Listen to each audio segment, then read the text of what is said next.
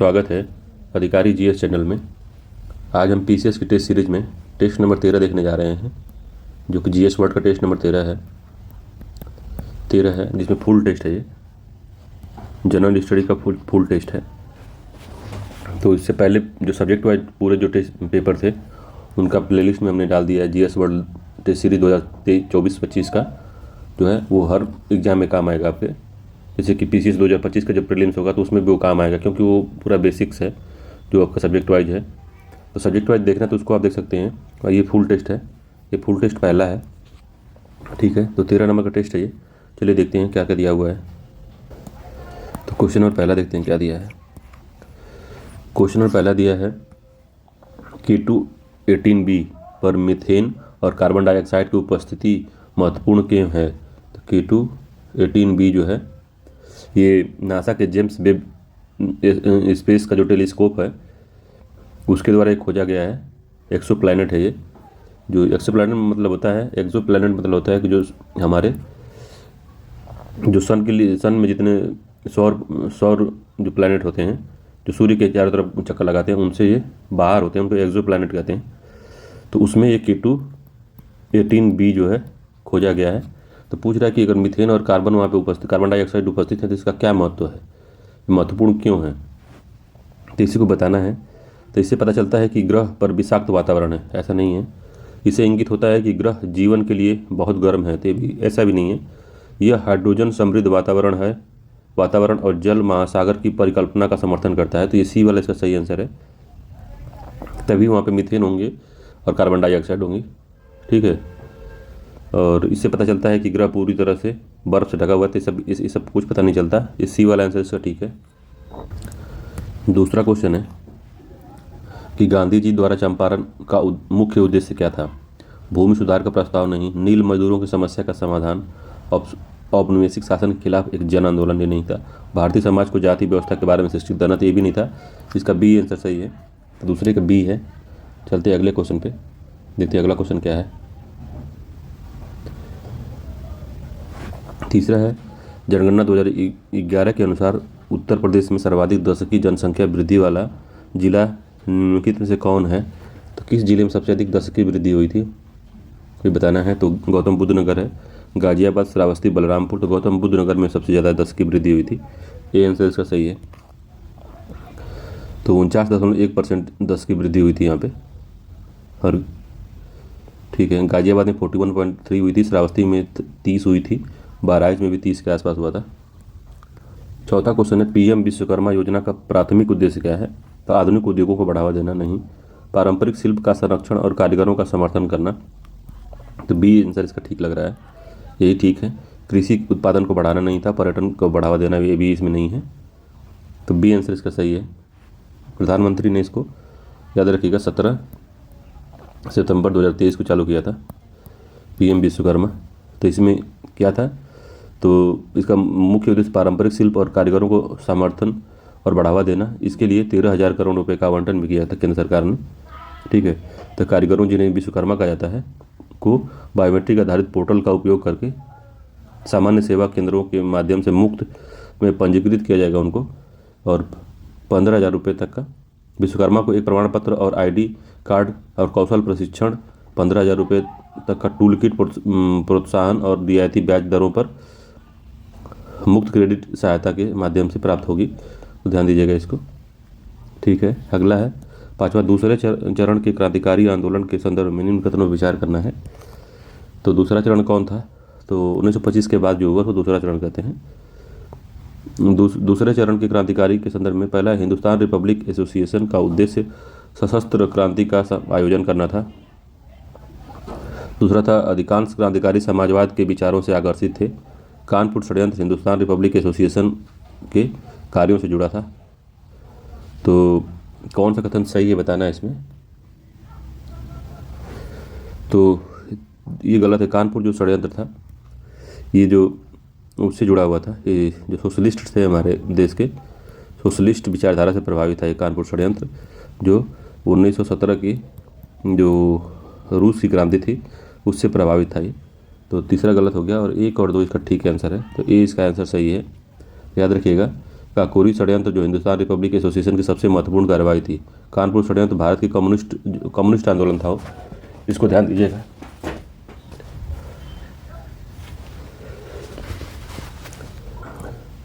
अगला क्वेश्चन देखते हैं 6ठे नंबर का। सूची 1 को सूची 2 से मिलाना है। रोग है, रोग के प्रकार है, तो हीमोफीलिया, मधुमेह, रिकेट्स, दाद। तो हीमोफीलिया किससे होता है? एक आनुवांशिक रोग है ये, तो 2 हो गया। मधुमेह क्या है? हार्मोनल विकार है ये, 3 हो गया। रिकेट्स क्या है? कमी से होने वाला रोग है, तो रिकेट्स हो गया, विटामिन डी की कमी से होने वाला रोग है, तो सी हो गया ये। और दाद जो है फंगल संक्रमण है, तो 4 हो गया। तो 2 3 1 4, 2 3 1 4, सी आंसर सही है इसका, 2 3 1 4 याद रखिएगा। अगला है, हाल ही में भारतीय वायुसेना को एयरबेस से C-295 C-295 विमान मिला। यह किस प्रकार का विमान है? तो फाइटर जेट भी नहीं है, अंतरिक्ष यात्री भी नहीं है, प्रशिक्षक भी नहीं है, परिवहन विमान है। बी आंसर सही है, परिवहन विमान है। अगला है, अंग है, विशेषता है, तो पेट है, छोटी आंत, बड़ी आंत, यकृत। तो क्या होता है? यकृत सबसे बड़ी ग्रंथि है, तो 1 हो गया, तो इसका बी आंसर सही हो गया। ठीक है, पेट क्या है?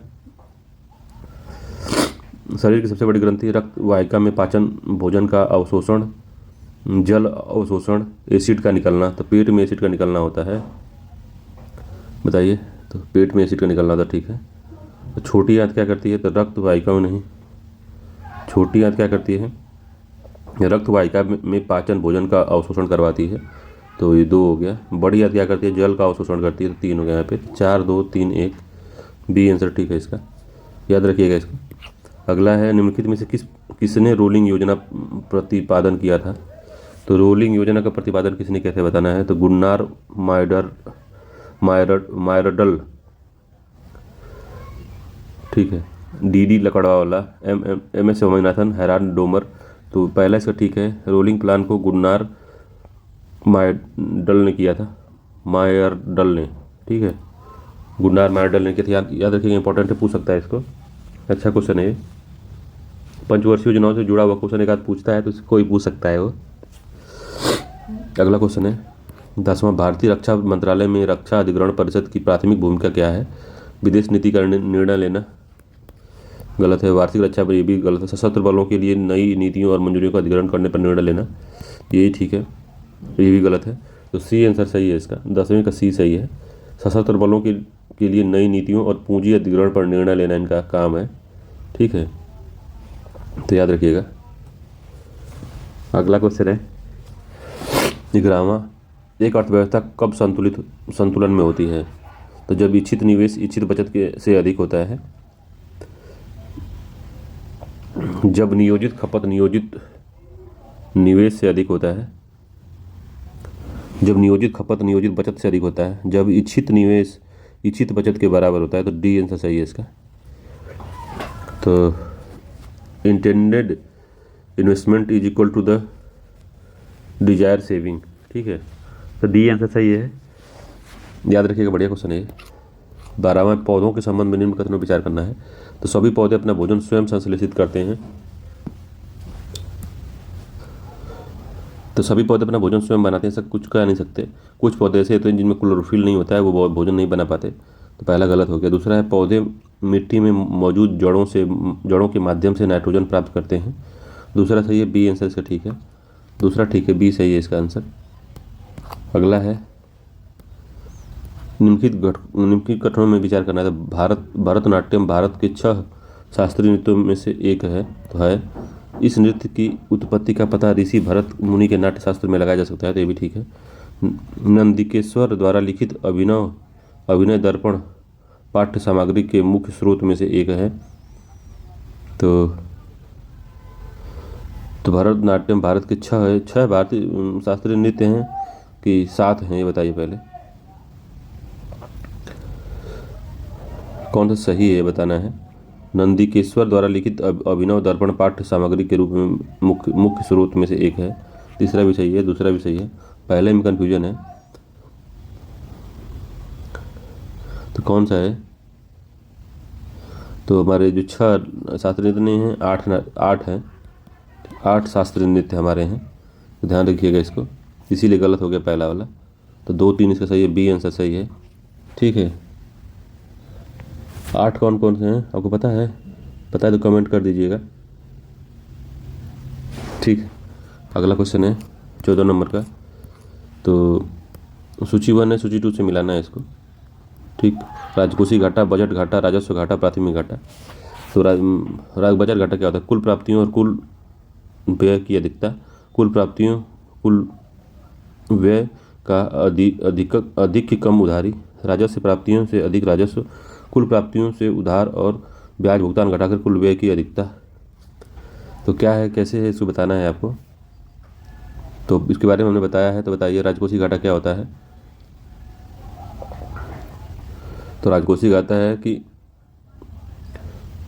जो कुल उधार को घटा के जो प्राप्तियां होती हैं उन्हीं को कहते हैं राजकोषीय घाटा। कुल प्राप्तियों पर कुल व्यय का अधिक की कम उधारी। तो ये दूसरा इसका सही है, पहले का दूसरा ठीक है। बजट घाटा क्या होता है? तो कुल प्राप्तियों पर कुल व्यय की अधिकता। ठीक है, तो बजट घाटा हो गया, तो कुल प्राप्तियां माइनस कुल व्यय। ठीक है, तो 1 हो गया यहाँ पे। राजस्व घाटा क्या होता है? तो राजस्व प्राप्तियों से अधिक राजस्व व्यय। तो ये ठीक है। प्राथमिक घाटा क्या होता है? तो कुल प्राप्तियों से उधार और ब्याज भुगतान को घटाकर कुल व्यय की अधिकता। ठीक है, तो ये ठीक है, 4 हो गया। तो 2 1 3 4 इसका आंसर है। 2 1 3 4 सी आंसर सही है इसका। तो याद रख लीजिए इसको करके।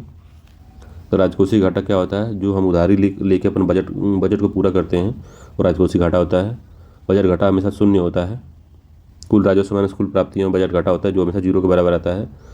और राजस्व घाटा क्या होता है? तो राजस्व प्राप्तियां माइनस राजस्व व्यय, तो राजस्व घाटा हो जाता है। प्राथमिक घाटा क्या होता है? तो कुल प्राप्तियों में से और कुल व्यय में से जब हम ब्याज भुगतान पिछले वाला घटा देते हैं, पिछले वर्षों वाले जो ब्याज भुगतान उनको घटा देते हैं, तो प्राथमिक घाटा निकल आता है। ठीक है, 15वां, दुधारू पशुओं की निम्नलिखित में से कौन सी बीमारी संक्रमण होती है? दुधारू पशुओं की निम्नलिखित में से कौन सी बीमारी संक्रमण के कारण होती है? तो खुरपका और मुंहपका, एंथ्रेक्स, ब्लैक क्वार्टर, काऊ पॉक्स। तो किससे कौन संक्रमण से होती है बताना है आपको।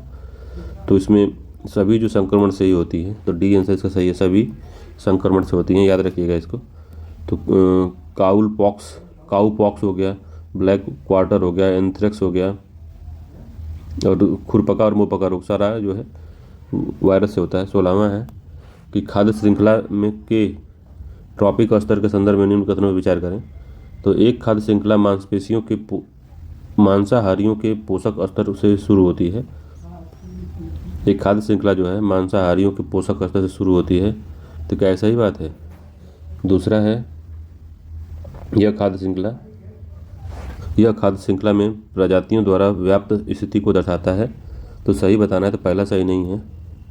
जो एक खाद्य श्रृंखला होती है पोषी स्तर से शुरू होती है, जो कि स्वपोषी का निर्माण करती है। तो जैसे जहाँ से पेड़ शुरू होते हैं, अपने लिए भी खाना बनाते हैं वो, तो वहीं से शुरू होती है।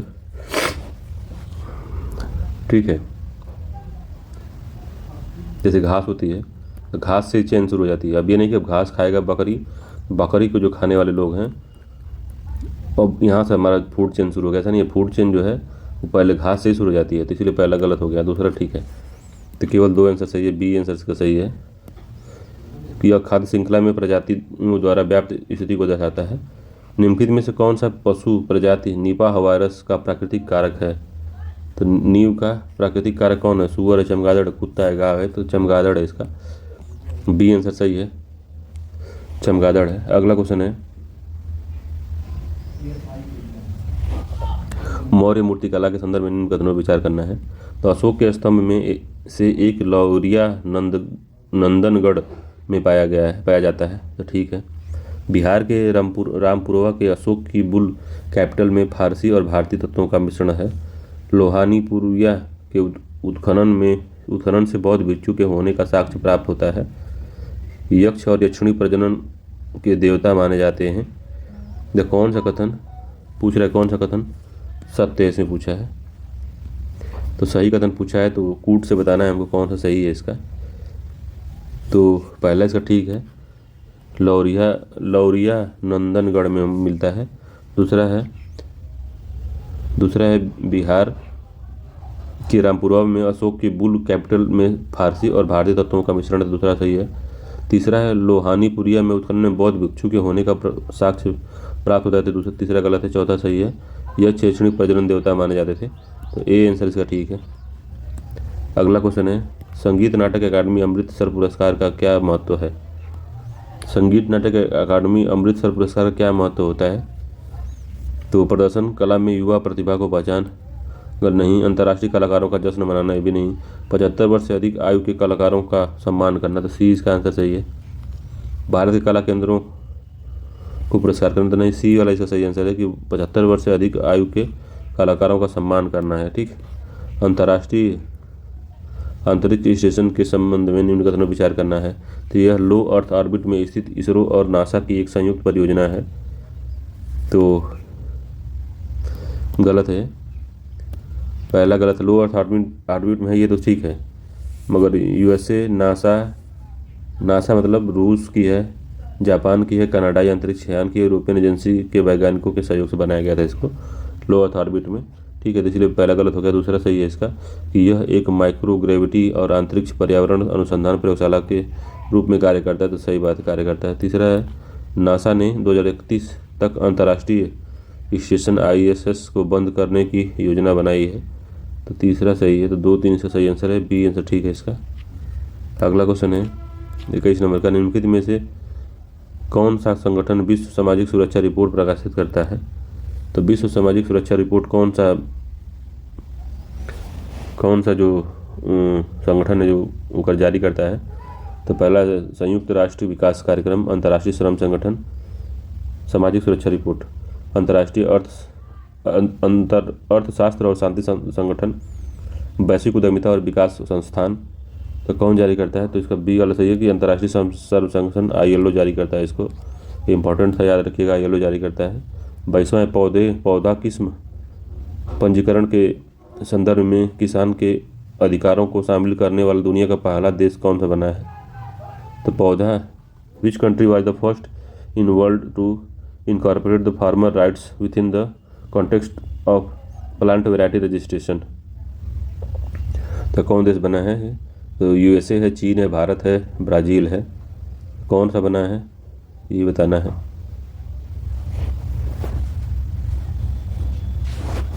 तो भारत बना है, सी आंसर सही है इसका। 23 नंबर क्वेश्चन है, मिश्रित अर्थव्यवस्था के बारे में बताना है कि मिश्रित अर्थव्यवस्था से तात्पर्य क्या होती है? तो वो अर्थव्यवस्था जहाँ पे पब्लिक और प्राइवेट दोनों की भागीदारी होती है, दोनों कंपनियाँ होती हैं, सरकारी और निजी, उसको मिश्रित अर्थव्यवस्था कहते हैं। जैसे डी वाला ऑप्शन पढ़िए, सरकार और निजी दोनों क्षेत्रों का एक साथ संचालित होना मिश्रित अर्थव्यवस्था का तात्पर्य है। 24 नंबर क्वेश्चन है, भारतीय तारामंडल के साथ नेविगेशन, नाविक के संदर्भ में निम्न कथनों पर विचार करना था। नाविक 7 उपग्रह पर निर्भर करती है जो सभी जियो स्टेशनरी अर्थ ऑर्बिट GEO में हैं, तो सभी नहीं है, 7 है ठीक है, मगर सभी इसमें नहीं है, पहला गलत हो गया। भारत के पास पहले से ही नाविक सपोर्ट सिस्टम वाला फ़ोन मौजूद है, तो बी आंसर सही है इसका। कौन सा सही है? तो बी सही है, ठीक है। अगला है 25 नंबर का, निम्नलिखित में से कौन सा कथनों पर विचार करना है? तो जानवर से प्राप्त रेशे को ऊन कहा जाता है, रेशम के रेशे रेशम कीट के कोकून से आते हैं, भेड़, बकरी और याक ऊन पैदा करने वाले जानवर हैं, तो कौन सा सही है? 25वें का बताइए, एक सही है कि 1, 2 सही है कि 2, 3 सही है कि सभी सही है? तो इसमें सभी सही है, याद रखिएगा, डी आंसर सही है इसका। 25वें का डी आंसर सही है, जानवरों से प्राप्त रेशे को ऊन कहते हैं, रेशम के रेशे रेशम कीट के कोकून से प्राप्त होते हैं, भेड़, बकरी और याक ऊन पैदा करने वाले जानवर हैं, ठीक है। पवन प्रवाह के संदर्भ में निम्न कथनों पर विचार करना है। जो पवन प्रवाह होती है, तो कौन सा कथन सत्य है बताना है? तो शीत ऋतु में हवा स्थल से समुद्र की ओर बहती है, शीत ऋतु में, तो बात सही है पहला। दूसरा है, ग्रीष्म ऋतु में हवा महासागरों से भूमि की ओर चलती है, तो दूसरा ठीक है। तीसरा, महासागरों से आने वाली हवाएं जलवाष्प लेकर आती हैं और वर्षा लाती हैं, यह जल चक्र का एक हिस्सा है, तो ये भी ठीक है। तो तीनों ही कथन सत्य हैं, तो डी आंसर इसका सही है, तीनों कथन सत्य हैं। प्रकाश संश्लेषण के संबंध में बताना है कौन सा कथन सही है। तो प्रकाश संश्लेषण की क्रिया से केवल ऑक्सीजन बनती है। पत्तियों के अतिरिक्त पौधों के अन्य हरे भाग भी प्रकाश संश्लेषण करते हैं। तो कौन सा कथन सही है बताना है।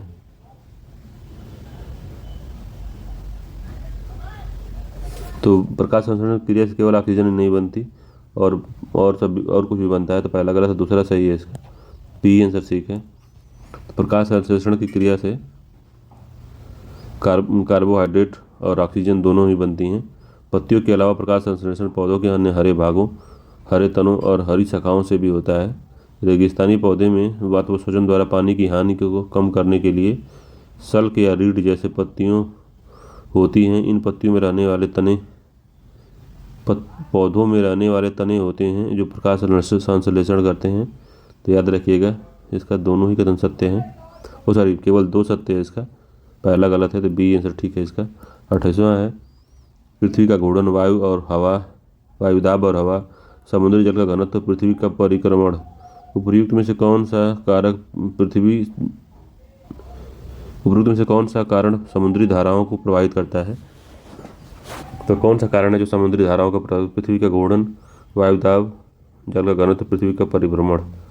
तो परिभ्रमण नहीं करता, बाकी 1, 2, 3 करता है इसमें, ठीक है। तो 1, 2, 3 इसका सही आंसर है, सी आंसर ठीक है 28वें का, परिभ्रमण नहीं प्रभावित करता। अगला है, हाल ही में रेलवे बोर्ड की पहली महिला सीईओ और अध्यक्ष के रूप में किसे नियुक्त किया गया है। तो कौन है वो, तो जया वर्मा सिन्हा है। तो डी आंसर इसका सही है, जया वर्मा सिन्हा है। 30 नंबर क्वेश्चन है,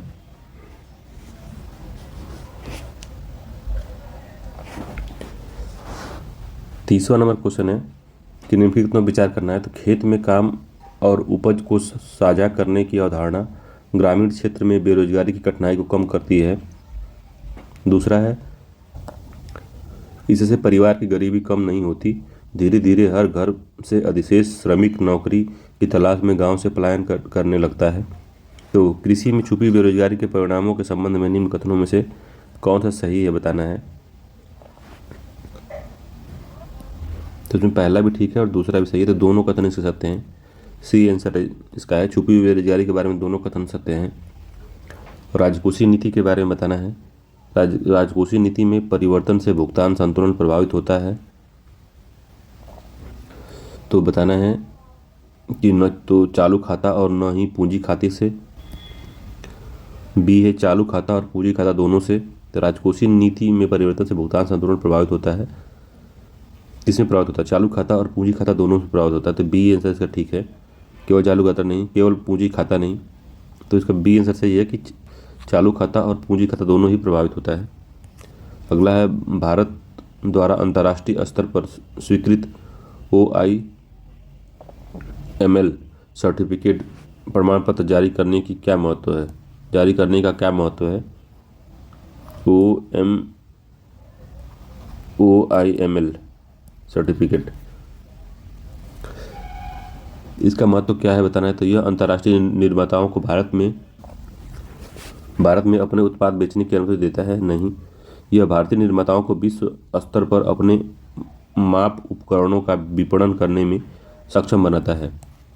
तो OIML में जो बी वाला है, यही इसका ऑप्शन सही है कि यह भारतीय निर्माताओं को विश्व स्तर पर अपने माप उपकरणों का विपणन करने में सक्षम बनाता है। सी क्या लिखा है, यह भारत में माप उपकरणों की आवश्यकताओं को कम करता है। तो नहीं, यह घरेलू माप इकाइयों का मानकीकरण करता है, तो ये भी गलत है।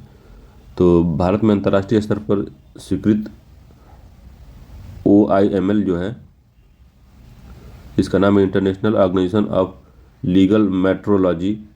तो जो ये प्रमाण पत्र जारी करने की क्षमता हासिल कर ली है, और ऐसे में वो विश्व स्तर पर अपना 13वां देश बन गया। भारत 13वां देश बना है जो ऐसा कर सकता है। तो इसका जिसको सर्टिफिकेट इसका मिल जाने के से ये हुआ है कि भारतीय जो कंपनियां हैं अपने जांच उपकरणों की, ये भारतीय कंपनियां, भारतीय जो उत्पादक हैं, अपने वजन और माप उपकरणों का परीक्षण भारत के भीतर ही कर सकते हैं और अंतर्राष्ट्रीय स्तर पर उनका विपणन कर सकते हैं। तो इससे ये फायदा हो गया। ठीक है, चलते हैं अगले क्वेश्चन पे। 35 नंबर क्वेश्चन कह रहा है निम्नलिखित में से अवध के किस नवाब ने 1801 ईस्वी में बेलेजली के साथ सहायक संधि स्वीकार कर ली थी। तो बेलेजली के साथ सहायक संधि स्वीकार करने वाला 1801 का अवध का नवाब वो कौन था। गाजीउद्दीन हैदर अली खां, आसफ उद्दौला, शुजा उद्दौला, शहादत अली खां। तो कौन था बताइए। तो शहादत अली खां था, डी आंसर सही था। तो शहादत अली खां ने का कार्यकाल जो 1798 से 1819 के बीच में था। तो 1801 में शहादत अली खान ने बेलेजली के साथ सहायक संधि स्वीकार कर लिया और इलाहाबाद क्षेत्र अंग्रेजों को दे दिया है। शहादत अली खां को 1809 में राजा की उपाधि दी गई थी इन्हीं की वजह से। 34वां क्वेश्चन है किसी वस्तु की कीमत में वृद्धि का मतलब क्या होता है। केवल मुद्रा के मूल्य में वृद्धि, केवल मुद्रा के मूल्य में गिरावट, केवल वस्तु के मूल्य में वृद्धि, मुद्रा के मूल्य में गिरावट और वस्तु के मूल्य में वृद्धि। तो इसका कौन सा ऑप्शन सही है। तो केवल मुद्रा के मूल्य में गिरावट हुई है। तो किसी वस्तु की कीमत में जब वृद्धि का मतलब ये होता है कि किसी जो मुद्रा है हमारी उसका जो मूल्य है उसमें गिरावट हो गई तो महंगा हो गया। तो बी आंसर इसका सही है। ठीक है, तो केवल मुद्रा के मूल्य में गिरावट होता है। अगला क्वेश्चन है वह भूमि जिस पर प्रतिवर्ष खेती नहीं की जाती यद्यपि वह खेती के लिए उपयुक्त उसे क्या कहते हैं। तो प्रति भूमि, खेती योग्य बंजर भूमि, चारगाह भूमि। तो उसको कहते हैं खेती योग्य बंजर भूमि कहते हैं, उसको कल्टिवेबल वेस्ट लैंड कहते हैं उसको। बी आंसर सही है इसका। 36वां है भारत में सर्वोच्च न्यायालय का राष्ट्रीय न्यायिक डेटा ग्रिड जो NJDG है, NJDG में शामिल होने का मुख्य उद्देश्य क्या है। इसमें शामिल होने का मुख्य उद्देश्य है कि अपने आंतरिक डेटा प्रबंधन को सुधार करना, न्यायपालिका में पारदर्शिता और जवाबदेहिता लाना, अदालती कार्रवाई को स्वचालित करने के लिए, प्रशासनिक कार्यों को सुव्यवस्थित करने के लिए। तो राष्ट्रीय न्यायिक डेटा ग्रिड का मतलब है कि न्यायपालिका के में पारदर्शिता और जवाबदेहिता को बढ़ाना इनका मेन काम है। तो बी आंसर सही है इसका। अगला है क्षार दिया हुआ है और पाया जाता है किसमें। अम्ल और क्षार दिया है और कहाँ पाया जाता है। तो फार्मिक अम्ल कहाँ पाया जाता है। तो फार्मिक अम्ल चींटी के डंक में पाया जाता है। तो पहला ठीक है। कैल्शियम हाइड्रोक्साइड क्या होता है। कैल्शियम हाइड्रोक्साइड क्या होता है। चलिए इसको अगर नहीं पता है तो इसको देखिए कि टार्टरिक एसिड कहाँ पाया जाता है। तो इमली और अंगूर के फलों में पाया जाता है। तो 4 हो गया है। ठीक है, तो अब 1-4 हो गया है तो एक से पहला ठीक हो गया। मतलब इसको आंसर लगा देंगे एग्जाम में। मगर ऐसे बताइए तो सोडियम हाइड्रोक्साइड क्या होता है।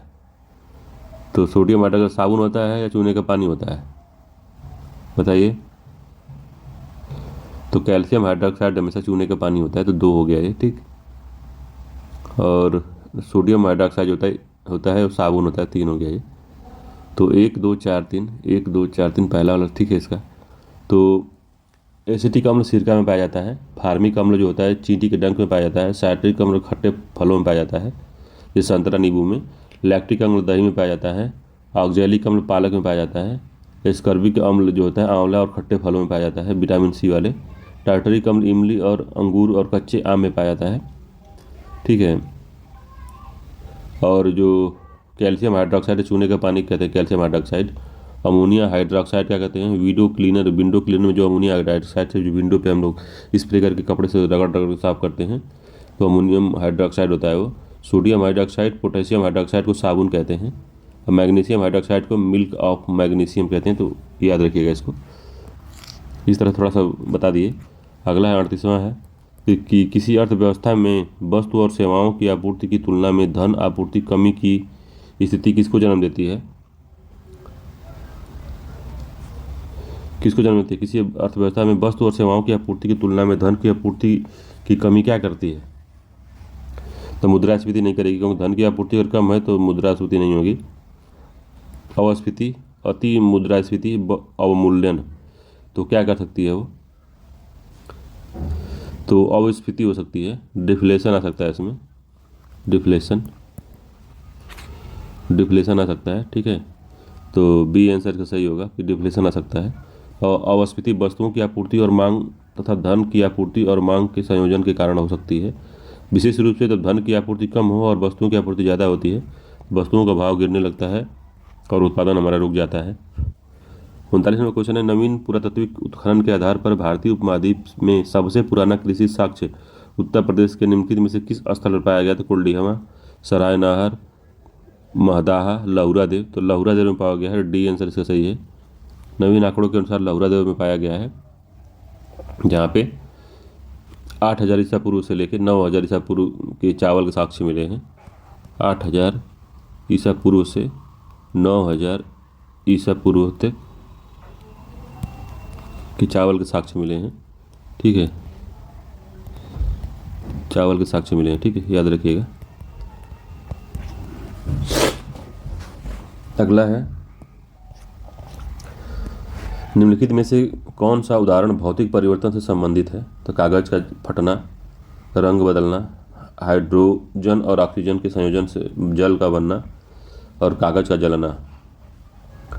तो कौन सा जो है भौतिक परिवर्तन का उदाहरण है? जैसे जल से बर्फ बनना, बर्फ से जल बनना, ये भौतिक परिवर्तन है। ठीक है, चीनी का पानी में घुलना, नमक का पानी में घुलना, ये सब भौतिक परिवर्तन है। ठीक, तो इनमें से कौन सा भौतिक परिवर्तन संबंधित है इसको बताना है आपको। तो कागज का जो फटना होता है वो भौतिक परिवर्तन है। ठीक है, तो इसमें केवल एक सही है, कागज का फटना। तो कोई बड़ा सा कागज है, उसको हम फाड़ देते हैं छोटे छोटे कागजों में, तो उसका जो आकार बदल जाता है बस, बाकी उसका भौतिक गुण वही रहता है, कागज ही रहता है वो, समझ रहे हैं। तो बस आकार बदलता है और उसका भौतिक गुण सेम होता है। जैसे दूध को हमने गर्म किया, फिर जमामा डाल दिया तो दही बन गया, वो जो दही बन गया जब, तो उसका पूरा भौतिक परिवर्तन हो गया, रासायनिक परिवर्तन हो गया उसका, दूध से दही बन गया। और आप चाहेंगे कि दूध से अगर दही से दूध बना तो दूध नहीं बनेगा। तो रासायनिक क्रिया जो होती है वो इनरिवर्सिबल होती है, वो दोबारा से रिवर्स होके वहाँ पे पिछला स्टेज नहीं प्राप्त कर सकती। मगर भौतिक परिवर्तन में ये हो सकता है, जैसे चीनी में पानी में घुल गया है, जैसे पानी को वेपराइज करा देंगे तो नीचे देखेंगे तो चीनी नीचे जमी रहेगी या नमक नीचे जमा रहेगा, तो नमक आप तुरंत बाद में प्राप्त भी कर सकते हैं। ठीक है, तो ये बात है। तो बाकी जो है रंग का बदलना जो है रासायनिक परिवर्तन है, हाइड्रोजन और ऑक्सीजन के संयोजन से जल का बनना भी रासायनिक परिवर्तन है, और कागज़ का जलना भी रासायनिक परिवर्तन है। ठीक, बाकी जो पहला जो है कागज़ का फटना, ये भौतिक परिवर्तन है। 41 नंबर क्वेश्चन है, किसी देश की राष्ट्रीय आय किसके बराबर होती है? तो राष्ट्रीय आय किसके बराबर होती है? सकल राष्ट्रीय उत्पाद के, जीएनपी के, बाजार कीमतों पर शुद्ध राष्ट्रीय उत्पाद के, कारक लागत पर शुद्ध राष्ट्रीय उत्पाद के, आय जो घरेलू क्षेत्र में जा रही है, तो किसके बराबर होती है ये? तो बाजार कीमतों पर शुद्ध राष्ट्रीय आय जो होती है, नेट नेशनल राष्ट्रीय उत्पाद, नेट नेशनल प्रोडक्ट जो होता है, यही राष्ट्रीय आय होती है, बाजार एट मार्केट प्राइस। ठीक है, तो बी आंसर सही है। बाजार कीमतों पर शुद्ध राष्ट्रीय उत्पाद जो होता है वही राष्ट्रीय आय के बराबर होता है। ठीक है, तो बी आंसर इसका सही है। तो 42वां, निम्नलिखित में से कौन सा खतरनाक कचरे और उसे निपटान से संबंधित अंतर्राष्ट्रीय गतिविधियों के नियंत्रण पर एक सम्मेलन है? रॉटरडैम है, बेसल है, मारेकस है, नैरोबी है। तो ये बेसल कन्वेंशन है, बी आंसर इसका सही है। 1989 में बना था। ठीक है, 1989 में बेसल कन्वेंशन बना था। यह खतरनाक कचरे के ट्रांस कंट्री मूवमेंट और उनके निपटान के विनियमन से संबंधित है, कि ऐसा नहीं है कि जो अमीर व्यक्ति हैं, अमीर देश हैं, वो जितने खतरनाक अपशिष्ट वो पैदा कर रहे हैं वो दूसरे देशों को भेज रहे हैं। तो इन सब चीज़ों को रोकने के लिए बेसल कन्वेंशन आया था। ठीक है, अगला है 43 नंबर का, ध्रुवीय क्षेत्र के संदर्भ में निम्न कथनों पर विचार करना है। तो ध्रुवीय क्षेत्र के बारे में बताना है क्या सही है। तो 6 माह दिन और 6 माह रात होती है, तो पहला ठीक है। दूसरा है, ये क्षेत्र बर्फ से ढके रहते हैं और सर्दियों के दौरान तापमान -37 डिग्री सेल्सियस तक कम हो सकता है, तो ये ठीक है ये भी। तीसरा, ध्रुवीय भालू, पेंगुइन और 12 सिंहा पाए जाते हैं, तो ये भी पाए जाते हैं। ठीक है, सर्दी शुरू होने पर कई पक्षी गर्म क्षेत्रों की ओर पलायन करते हैं, तो ये भी ठीक है। तो इसका सभी सही है, डी आंसर सही है, सभी सत्य हैं इसमें। 44वां क्वेश्चन है कि भारत मध्य पूर्व यूरोप आर्थिक गलियारा और कनेक्टिविटी लक्ष्यों को प्राप्त करने की योजना कैसे बनाता है? तो IMEC के बारे में पूछ रहा है कि middle east Europe economic corridor का प्लान जो है अचीव करने के लिए कनेक्टिविटी गोल को कैसे प्राप्त करेगा और क्या करना चाहता है। तो एक अंतरिक्ष अन्वेषण कार्यक्रम शुरू करके एक व्यापारिक मार्ग नेटवर्क का निर्माण करके, बंदरगाहों के माध्यम से जुड़े रेलवे नेटवर्क की स्थापना करके पानी के नीचे सुरंग का विकास करके। तो इसका सी आंसर सही है, बंदरगाहों के माध्यम से जुड़े रेलवे नेटवर्क की स्थापना करके। ठीक है, तो सी आंसर इसका सही है, याद रखिएगा। अगला क्वेश्चन है 45 नंबर का, सकल राष्ट्रीय आय, सकल राष्ट्रीय आय ग्रॉस नेशनल इनकम के बारे में पूछ रहा है, जीएनआई के बारे में पूछ रहा है। क्या सत्य है? यह किसी देश के निवासियों द्वारा अर्जित आय है। तो पहला ठीक है। दूसरा है, यह किसी देश के गैर निवासियों और गैर निवासी द्वारा अर्जित आय है। तो वो जीएनपी हो जाता है, या वो कहते हैं जीडीपी हो जाता है, जीडीपी। तीसरा है, इसकी गणना एनएसओ अब जो है, हाँ एनएसओ जो है द्वारा बाजार मूल्य पर की जाती है। तो तीसरा भी ठीक है। चौथा, यह जीडीपी प्लस निर्यात आयात के बराबर होता है। तो नहीं, ये जीडीपी प्लस निर्यात आयात के बराबर नहीं होता। जो जीएनआई होता है इसको जीएनआई बराबर, यह जीडीपी प्लस निर्यात माइनस आयात के बराबर होता है। तो ये इस तरह से नहीं होता, जीडीपी प्लस निर्यात माइनस आयात नहीं होता। तो जीएनआई क्या होता है? जीएनआई होता है जिसको हम जीएनपी भी कहते हैं, जीएनआई को ग्रॉस नेशनल प्रोडक्ट भी कहते हैं इसको। ठीक है, बराबर क्या होता है? जीडीपी प्लस शुद्ध कारक आय पे, जो शुद्ध कारक आय होती है, मतलब कि प्लस नेट फाइनल इंपोर्ट और एक्सपोर्ट होता है, उसको उसको उसको कहते हैं इसमें। ठीक है, उसको जोड़ते हैं इसमें। तो शुद्ध कारक आय NFIA के बराबर होता है। ठीक है, तो ये इसका सही है। तो ये तीसरा वाला इसलिए गलत हो गया। तो 1 और 3 इसका सही आंसर है। तो ए आंसर सही है इसका। तो राष्ट्रीय जो जीएनआई होता है, राष्ट्रीय सकल आय जो होती है, केवल भारतीय निवासियों द्वारा अर्जित आय है, चाहे वह भारत में हो या विदेश में। अगर कोई भारतीय जो है 6 महीने से कम समय के लिए विदेश गया है तो वह भारतीय निवासी ही है। ठीक है, तो याद रखिएगा इसको, जीडीपी प्लस निर्यात माइनस आयात के बराबर नहीं होता ये। तो 1, 3 इसका सही आंसर है। सही उत्तर चुनना भी था हमको। इसको बारे में डिटेल वीडियो जब बनाएंगे, इकोनॉमिक्स की क्लास लेंगे तब, तो उसमें जो कन्फ्यूजन रह जा रहा है वो आ जाएगा आपको समझ में। 46 नंबर क्वेश्चन है कि अंतर्राष्ट्रीय गैर सरकारी संगठन विश्व वन्य जीव कोष वर्ल्ड वाइड फंड के बारे में, वर्ल्ड वाइल्ड लाइफ फंड के बारे में बताना है कि इस कौन सी रिपोर्ट जारी की जाती है, इसके द्वारा कौन सी रिपोर्ट जारी करता है ये। तो अंतर्राष्ट्रीय वन्यजीव संपदा रिपोर्ट नहीं, वन्यजीव संसाधन रिपोर्ट भी नहीं, वन्यजीव संरक्षण रिपोर्ट नहीं, लिविंग प्लैनेट रिपोर्ट जारी करता है। डी आंसर सही है, लिविंग प्लैनेट रिपोर्ट जारी करता है। और इस कोष की जो स्थापना हुई थी 1961 में हुई थी। ठीक है, अगला है खाद्य सुदृढ़ीकरण के संदर्भ में निम्न कथनों पर विचार करना है। तो फूड फोर्टिफिकेशन को क्या सुदृढ़ीकरण कहते हैं? फूड फोर्टिफिकेशन क्या होता है? पहला है, यह आवश्यक सूक्ष्म पोषक तत्वों की सामग्री को जानबूझकर बढ़ाने की प्रथा है। ठीक है, पहला सही है। यह भोजन में मिलावट को रोकने की प्रथा है। फूड फोर्टिफिकेशन से कुपोषण से लड़ने में मदद मिल सकती है। तो तीसरा भी सही है इसका। तो कौन सा कथन सही है इसमें बताना है। तो दूसरा, ये मिलावट को रोकने की प्रथा नहीं है ये। ठीक है, तो पहला इसका सही है, दूसरा सही है, दूसरा नहीं सही है, तीसरा सही है। 1, 3 सही है इसका, सी आंसर ठीक है। अगला क्वेश्चन है 48 नंबर का कि अनेकांतवाद के संदर्भ में निम्न कथनों, अनेकांत निम्नलिखित में से किसका मूल सिद्धांत और दर्शन है? अनेकांतवाद बौद्ध धर्म का, जैन धर्म का, सिख धर्म का, वैष्णव धर्म का, किस धर्म का है ये बताइए? बौद्ध की जैन? अनेकांतवाद जैन धर्म का है, बी आंसर सही है। अनेकांतवाद जो सिद्धांत है वो जैन धर्म से संबंधित है। और अनेकांतवाद या वास्तविकता की माया कहते हैं इसको। इसमें कहा गया है कि अंतिम सत्य और वास्तविक जटिल है। अंतिम सत्य जो है और वास्तविकता जटिल है, इसका कोई एक पहलू नहीं है। ठीक है, तो जो सत्य है, जो आपके नज़र में सत्य है, वो जरूरी नहीं कि सत्य है। तो दूसरे का नज़रिया उसको असत्य भी साबित कर सकता है और सत्य भी साबित कर सकता है। तो कोई चीज़ यथार्थ है यही सत्य नहीं है, ठीक है। तो आपका ज्ञान संपूर्ण ज्ञान नहीं है, आपसे बड़े बड़े ज्ञानी बैठे हुए हैं। तो कुल मिलाकर कहने का मतलब उसका यही है, ठीक है,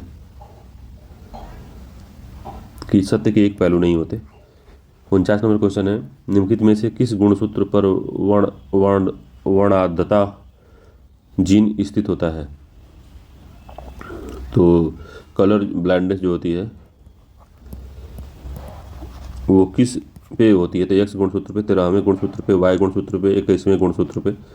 तो कौन सा गुणसूत्र है? तो वो एक्स गुणसूत्र है, याद रखिएगा। ये इसका आंसर सही है। तो कलर ब्लाइंडनेस के लिए जिम्मेदार जीन एक्स क्रोमोजोम पर होता है। यही कारण है कि महिलाओं की तुलना में अधिक पुरुष प्रभावित होते हैं। वर्णाद्धता जो लाल और हरे रंग के बीच अंतर करने में असमर्थता के रूप में प्रकट होता है ये, ठीक। 5G के बारे में बताना है 50वां। 5G के संदर्भ में निम्न कथनों पर विचार करना है। तो पहला है, संयुक्त राज्य अमेरिका आधिकारिक तौर पर 5G युग में प्रवेश करने की घोषणा करने वाला पहला देश है। तो ये गलत है। दूसरा, 5G स्टैंड अलोन तकनीक स्वतंत्र है और इसके लिए 4G कोर तकनीक की आवश्यकता नहीं है। तो कौन सा कथन सही है? तो दूसरा इसका सत्य है, पहला इसका गड़बड़ है। पहला गलत है। 5G नेटवर्क जो है वायरलेस संचार की अगली पीढ़ी का है यह मौजूदा 4G LTE नेटवर्क की तुलना में अधिक डिवाइसों से जोड़ने में तेज़ी और सक्षमता से काम करने के लिए ये तत्पर है। तो चीन जो है इसमें पहला था ये, इसलिए पहला गलत हो गया। चीन ने कहा था ऐसा, 5G में प्रवेश करने वाला पहला देश चीन बन गया था, ठीक है। तो दूसरा सही है, पहला गलत है। तो घटनाएं हैं और सूची है। सती प्रथा का उन्मूलन, विधवा के लिए पुनर्विवाह वैध बनाना, कन्या भ्रूण हत्या, गुलामी उन्मूलन। तो मिलान करना कब कब हुआ था? तो सती प्रथा कब खत्म हुई थी? सबसे पहले सती प्रथा ही खत्म हुई थी। तो पहला का हो जाएगा 1829 और 30 में के आसपास हुआ था ये, राजा राम मोहन राय के प्रयासों से। तो 3 हो गया पहले का, ठीक है। विधवा पुनर्विवाह को वैध बनाना, तो विधवा पुनर्विवाह को वैध बनाए थे ईश्वरचंद्र विद्यासागर ने, इसमें काफ़ी प्रयास किया था। तो इसका कौन होगा? 43 होगा कि 70 होगा कि 56 होगा? बताइए। विधवा पुनर्विवाह कब हुआ था? 56 में हुआ था, 4 हो गया इसका, ठीक है। 1856 में हुआ था, याद रखिएगा। कन्या भ्रूण हत्या जो थी 1843 में इसको बंद किया गया था, तो पहला हो गया है। और गुलामी का उन्मूलन 1870 में, ठीक है, दूसरा हो गया। तो 3 4 1 2 3 4 1 2 सी आंसर इसका, ठीक है। 3 4 1 2। तो याद रखिएगा इसको, ये बढ़िया क्वेश्चन था। इस तरह क्वेश्चन पूछता है। तो सती प्रथा का उन्मूलन जो था 1829-30 में था। विधवा पुनर्विवाह को वैध बनाना 1856 में। कन्या भ्रूण हत्या को रोक लगाना 1843 में। गुलामी का उन्मूलन 1870 में, ठीक है। अगला क्वेश्चन है, निम्नलिखित में से कौन एक भौतिक परिवर्तन नहीं है? तो पानी को उबालकर वाष्प बनाना, क्या ये भौतिक परिवर्तन है? बर्फ को पिघलाकर पानी बनाना, पानी में नमक का घुलना, तरलीकृत पेट्रोलियम गैस का दहन। तो कौन जो है भौतिक परिवर्तन नहीं है बताना है आपको। तो बताइए, मैंने आपको बताया था इसके बारे में, कौन भौतिक परिवर्तन है कौन नहीं है। तो कौन सा भौतिक परिवर्तन नहीं है? तो जो डी है ये भौतिक परिवर्तन नहीं है। जब तरलीकृत पेट्रोलियम गैस LPG का दहन होता है तो उसमें वो रासायनिक परिवर्तन है, ठीक है। तो पहले बताया पानी को उबालकर वाष्प बनाना, जैसे पानी को बर्फ़ बनाना, बर्फ़ से फिर पानी बनाना, तो वो जो होता है वो भौतिक परिवर्तन है। बर्फ़ को पिघलाकर पानी बनाना वो भौतिक परिवर्तन है। पानी में नमक का घुलना भौतिक परिवर्तन है, ठीक है। भौतिक परिवर्तन में केवल भौगोलिक अवस्था में परिवर्तन होता है, उसका मूल जो रूप होता है वो वही रहता है, ठीक। याद रखिएगा इसको।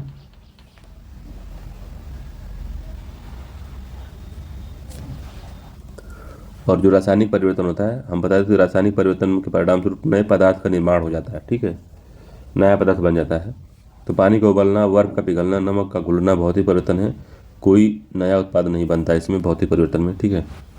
53वां है, निम्नलिखित में से किसे सर्वोच्च न्यायालय के न्यायाधीश की तरह ही उन्हीं आधारों पर उनके पद से हटाया जाता है? तो संघ लोक सेवा आयोग के अध्यक्ष को, मुख्य चुनाव आयुक्त को, राज्य लोक सेवा आयोग अध्यक्ष को, राज्य मानवाधिकार आयोग को। तो किनको ऐसा किया जा सकता है?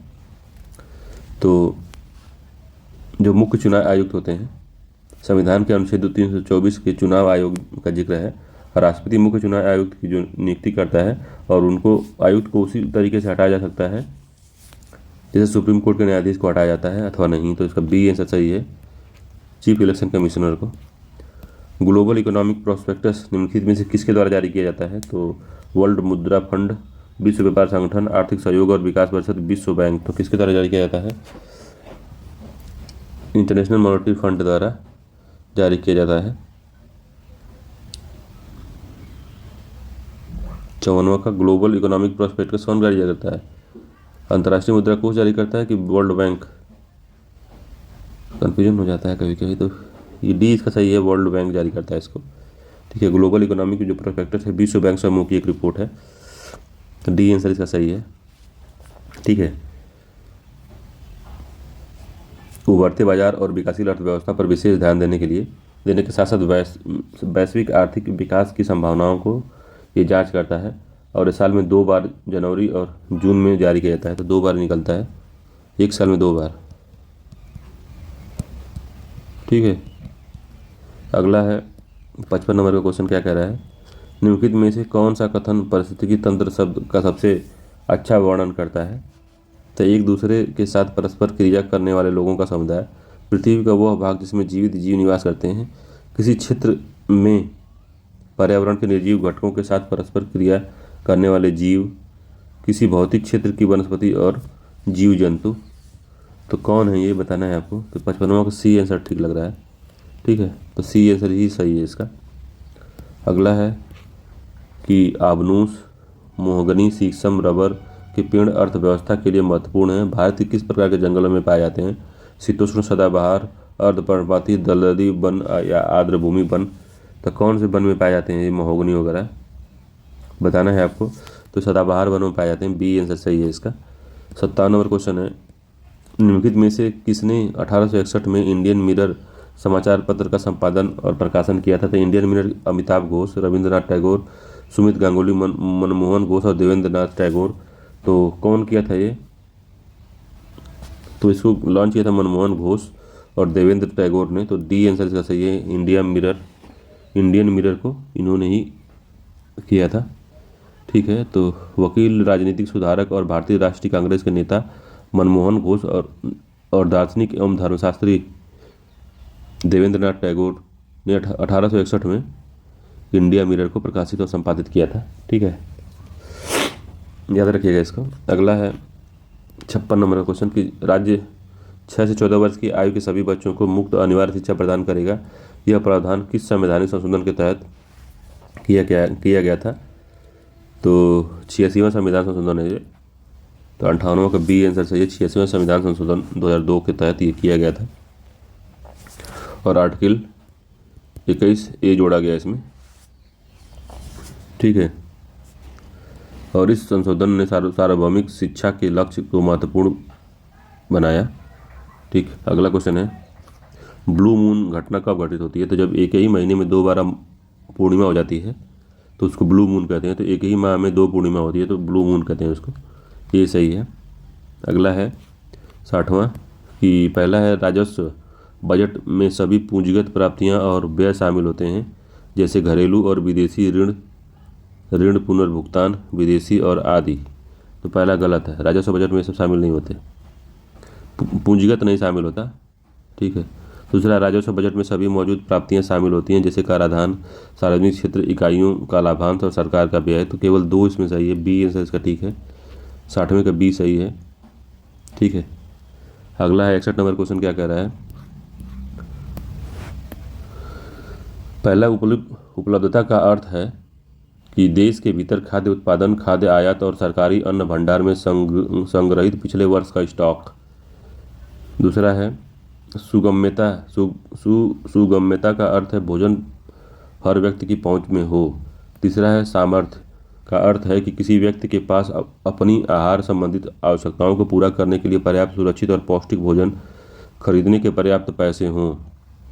तो कौन सा कथन इसमें सही है? तो इसमें उपरोक्त में सभी सही है, डी सही है इसका। तो उपलब्धता का अर्थ होता है कि देश के भीतर उत्पादन, खाद्यान्न आयात और सरकारी अन्न भंडार में संग्रहित पिछले वर्ष का स्टॉक हो। ठीक है, सुगम्यता का अर्थ है भोजन तक हर व्यक्ति की पहुंच हो असामर्थ्य का मतलब है कि हर व्यक्ति उसको खरीद सके और उसको प्राप्त कर सके, एक सुरक्षित भोजन। ठीक है। 62वां है राष्ट्रीय चुनाव से राष्ट्रपति के चुनाव संबंधित विवादों का निपटार किसके द्वारा किया जाता है। तो राष्ट्रीय जो चुनाव होता है, राष्ट्रपति का जब चुनाव होता है तो विवादों का निपटार पर अंतिम निर्णय किसके द्वारा लिया जाता है। तो लोकसभा अध्यक्ष, प्रधानमंत्री, चुनाव आयोग, सुप्रीम कोर्ट। तो सी सही है, सुप्रीम कोर्ट द्वारा लिया जाता है, याद रखिएगा। 62वां का सी सुप्रीम कोर्ट है। ठीक है। 63वां है कि काकोरी ट्रेन डकैती हिंदुस्तान रिपब्लिक एसोसिएशन, तो अगस्त 1925 में हुआ था ये, इसको याद रखिएगा डेटवा, 1925 में डेट इसका याद रखिएगा। पहली बार बड़ी कार्रवाई हुई थी। तो काकोरी ट्रेन एक्शन इसका नाम यूपी गवर्नमेंट ने कर दिया है, तो पहला ठीक है। दूसरा है इस समय HRA के एकमात्र प्रमुख नेता जो गिरफ्तारी से बच गए थे चंद्रशेखर आज़ाद थे। तो ठीक है, वो भाग गए थे, वो बच गए थे। दोनों कथन इसके सत्य हैं, सी आंसर सही है, सही पूछा भी था। अगला है सूची रोग है, कारण है। तो खैरा रोग है, एनीमिया है, घेंगा है, स्कर्वी है। तो स्कर्वी रोग विटामिन सी के कारण होता है, तो पहला हो गया, लास्ट वाला पहला हो गया, तो डी आंसर इसका ठीक हो गया। ठीक है, मगर पहला है घेंगा रोग आयोडीन की कमी से होता है, 3 हो गया। और एनीमिया जो होता है वो जिंक की कमी से होता है कि आयरन की कमी से होता है। 1 मिनट, तो पहला जो है स्कर्वी पहला हो गया, घेंगा आयोडीन हो गया तो 2 हो गया, एनीमिया का 3 हो गया, और खैरा रोग विटामिन या जिंक की कमी से होता है तो 4 हो गया। तो 4 3 2 1, 4 3 2 1, डी आंसर सही है इसका। अगला क्वेश्चन है कि समुद्र के पानी की लवणता में वृद्धि किन कारणों से होती है। ठीक है, विचार करना। तो उच्च तापमान होती तो बढ़ जाता है, उच्च आर्द्रता से नहीं, हवाओं का दबाव, नदी के मुहाने की उपस्थिति। तो किन कारण से जो लवणता में वृद्धि होती है, समुद्र के पानी की लवणता में वृद्धि के लिए क्या कारण है, तो बताना है आपको। तो बताइए कौन कौन से कारण हैं। तो पहला है उच्च तापमान, एक कारण है। हवाओं का दबाव जो होता है ये भी एक कारण हो सकता है। तो सामान्य तौर पर तापमान जितना अधिक होता है तो वाष्पीकरण उतना ही अधिक होता है, लेकिन यदि आर्द्रता अधिक है तो तापमान अधिक होने पर भी वाष्पीकरण अधिक नहीं होता। तो इस प्रकार जो उच्च तापमान है लेकिन उच्च आर्द्रता वाले भूमध्य क्षेत्रों में उच्च लवणता नहीं होती, तो याद रखिएगा, तो इसलिए उच्च आर्द्रता इसमें शामिल नहीं है। तो ठीक, खत्म हो गया ये। ठीक है। हवाओं का दबाव जब होता है, तो दबाव जब कम होता है, दबाव ज़्यादा जहाँ होता है जिस एरिया में, उस एरिया में बारिश नहीं होती है तो वहाँ वाष्पीकरण ज़्यादा होता है। तो ये भी कारण हो सकता है कि वहाँ पे सैलिनिटी बढ़ सकती है। तो 1 और 3 इसका सही आंसर है, तो ए इसका सही आंसर है। ठीक है। नदी मुहाने की उपस्थिति में क्या होता है कि लवणता कम होती है। ठीक है, अगला क्वेश्चन चलते हैं। अगला क्वेश्चन 66 नंबर का है कि भारत में यूरोपीय कंपनियों के आगमन के कालक्रम के संदर्भ में निम्न कथनों पर विचार करना है। तो पहला, पुर्तगाली भारत में सबसे पहले आए और सबसे बाद में वापस गए, तो ये बात सही है। फ्रांसीसी व्यापारिक कंपनी भारत में बाद में आई, तो ये भी सही है। दोनों ही कथन सही हैं, तो इसका सी आंसर ठीक है। पुर्तगाली सबसे पहले 1498 में ही आ गए थे, और जो फ्रांसीसी आए थे उस फ्रेंच ईस्ट इंडिया कंपनी की स्थापना 1664 में हुई थी। ठीक है, तो लगभग सबसे बाद में ये लोग आए थे। अगला क्वेश्चन है लोकपाल के बारे में बताना है। लोकपाल और लोकायुक्त के संबंध में निम्न कथनों में से कौन सा सही नहीं है बताना है। ठीक है, पहला लोकपाल और लोकायुक्त अधिनियम 2013 में संघ के लिए लोकपाल और राज्यों के लिए लोकायुक्त की स्थापना के प्रावधान किया गया। ठीक है, पहला। दूसरा, एक बार नियुक्त होने के बाद लोकायुक्त को सरकार द्वारा बर्खास्त नहीं किया जा सकता है और न ही स्थानांतरित किया जा सकता है। दूसरा भी इसका सही है। तीसरा है लोकायुक्त को केवल राज्य विधानसभा द्वारा महाभियोग के प्रस्ताव पारित करके हटाया जा सकता है। उपरोक्त में से कोई नहीं, तो यही है। उपरोक्त में से कोई गलत नहीं है, सब सही है। ठीक है, तीनों सही हैं ऊपर वाले, कोई गलत नहीं है। तो सूची 1 को सूची 2 से मिलाना है। तो ऊंचाई के साथ तापमान गिरता है, तो कहाँ गिरता है, तो क्षोभ मंडल में गिरता है, 4 हो गया। रेडियो तरंगों को वापस पृथ्वी पर परावर्तित करता है, तो आयन मंडल करता है, तो 1 हो गया। इसमें अधिकांश ओजोन होती है, तो समताप मंडल में होती है, समताप मंडल 2 हो गया। तापमान में गिरावट रुक जाता है, तो क्षोभ सीमा के पास रुक जाता है, तो 4 हो गया। तो ऊंचाई का तापमान में गिरता है, क्षोभ मंडल में 3 हो गया, ये ना क्षोभ सीमा है, ये 3 क्षोभ मंडल है। ठीक है, तो 4 1 2 3, 4 1 2 3, डी आंसर सही है, 4 1 2 3 होता है। 69 नंबर क्वेश्चन है निम्नलिखित कथनों पर विचार करें। तो पहला है पौधे को उगने 69वां क्वेश्चन है कि पौधे को उगने के लिए सबसे अच्छी ऊपरी मिट्टी दोमट होती है। पौधों को उगने के लिए सबसे अच्छी ऊपरी मिट्टी दोमट होती है। दूसरा, दोमट मिट्टी रेत, चिकनी मिट्टी और सिल्ट का मिश्रण होता है। और गाद के कणों का आकार रेत और मिट्टी के कणों के बीच होता है। ठीक है। रेतीली मिट्टी गेहूं, चना और धान उगाने के लिए उपयुक्त होती है। तो नहीं, इसके लिए उपयुक्त नहीं होती। तो पहला सही है इसका, दूसरा भी सही है, तीसरा भी सही है, चौथा गलत है। तो रेतीली मिट्टी होती है वो आलू, मूंगफली और जायद की फसलों के लिए अच्छी होती है। ठीक है। तो ये चौथा गलत हो गया। तो 1, 2, 3 इसका सही है, बी आंसर ठीक है इसका। अगला क्वेश्चन है 70वां का कि cart therapy, CART cart therapy के संदर्भ में निम्न कथनों पर विचार करना है। CART कार्ट थेरेपी से संबंधित क्या है बताना है। तो पहला, कार्ट टी उपचार रोग पैदा करने वाले जीन को ठीक करने के लिए जीन थेरेपी तकनीक का उपयोग करता है। तो ये नहीं सही है। दूसरा है YESCARTA कुछ प्रकार के गैर हाजकिन लिफोमा वाले वयस्कों के लिए पहली CART थेरेपी है। दूसरा ठीक है, इसमें सही पूछा है। तीसरा है कार्ट टी थेरेपी को जीवित औषधि कहा जाता है। तो 2 और 3 इसके सही आंसर है। तो बी आंसर ठीक है, पहला गलत है। क्योंकि कार्ट टी उपचार जीन थेरेपी तकनीक का उपयोग रोग पैदा करने वाले जीन को ठीक करने के लिए नहीं, बल्कि टी कोशिकाओं को टर्बो चार्ज करने के लिए किया जाता है। तो उनको एक्टिवेट करने के लिए टी कोशिकाओं को टर्बो चार्ज करने के लिए करते हैं। जो प्रतिरक्षा प्रणाली के सैनिक हैं जिनमें कैंसर अक्सर बच सकता है, जिनसे कैंसर हमेशा बच जाता है। तो कैंसर से छुप जाता है कार्ट टी से, टी सेल से कैंसर हमेशा छुप जाता है। मगर इनको हमेशा ऐसा उनको ट्रेंड कर देंगे कि उनको वो छुप नहीं पाएगा, वो उसको भी घूम के उसको भी ख़त्म कर देगा ढूंढ के। ठीक है। तो पहला इसका बी वाला आंसर ठीक है। शैवाल आमतौर पर दिन के दौरान पानी की सतह पर तैरते हैं, लेकिन रात में डूब जाते हैं। 71 नंबर का कौन सा सही है बताना है। तो दिन के दौरान प्रकाश संश्लेषण प्रक्रिया में ऑक्सीजन बुलबुले का विकास और फंसना क्या है ये, development and trapping of oxygen bubbling during the day in their photosynthesis process. ठीक है। तो पहला इसका ठीक है। तो शैवाल दिन पे सतह पर तैरते हैं और रात में डूब जाते हैं, इसका कारण प्रकाश संश्लेषण है। जैसे शैवाल दिन के दौरान ऑक्सीजन उत्पादन करते हैं। जब दिन के दौरान पर्याप्त ऑक्सीजन उत्पादन होती है तो वह बुलबुले से फंस जाते हैं और गुच्छे को सतह पर उठा देते हैं। ठीक है। रात में ऑक्सीजन खत्म हो जाती है तो CO2 उत्पन्न होती है, इसलिए शैवाल डूब जाते हैं। तो यही कारण है इसका। तो शैवाल थोड़ा रात में, जब किसी गड्ढे में शैवाल देखेंगे दिन में ऊपर रहते हैं, रात में जब सुबह होगी जब देखें तो डूबे रहते हैं। कुछ डूबने के कारण ऑक्सीजन ही है, ऑक्सीजन के बुलबुले के कारण वो ऊपर रहते हैं और जब ये खत्म हो जाता है तो नीचे डूब जाते हैं। ठीक है। हल्का हो जाने, बी है हल्का हो जाना, क्योंकि वे अपना अधिकांश भोजन रात में खाते हैं। ऐसा नहीं है, दिन के दौरान सूर्य ताप की क्रिया ऐसा कुछ नहीं है, वही पहला ही सही है इसका। अगला है निम्नलिखित में से किस माध्यम से ब्रिटिश कंपनी ने जमींदारों पर अपना नियंत्रण मजबूत किया। तो जमींदारों की सैन्य इकाई भंग कर दी। तो ठीक है। स्थानीय पुलिस और न्याय की शक्ति उनसे छीन ली। तो ये भी ठीक है। कलेक्टर के कार्यालय को जमींदारों पर नियंत्रण का साधन बना दिया। तो ये भी ठीक है। तो उपरोक्त सभी है। तो 72 का डी आंसर सही है। उपरोक्त सभी से उन्होंने उन पर नियंत्रण साध दिया। ठीक है। अगला क्वेश्चन 73 नंबर का है। निम्नलिखित में से किसका परिवहन रक्त के माध्यम से शरीर में होता है। तो पचा हुआ भोजन का, ऑक्सीजन का, अवशिष्ट पदार्थों का। तो सबका होता है, डी आंसर सही है, तीनों का होता है।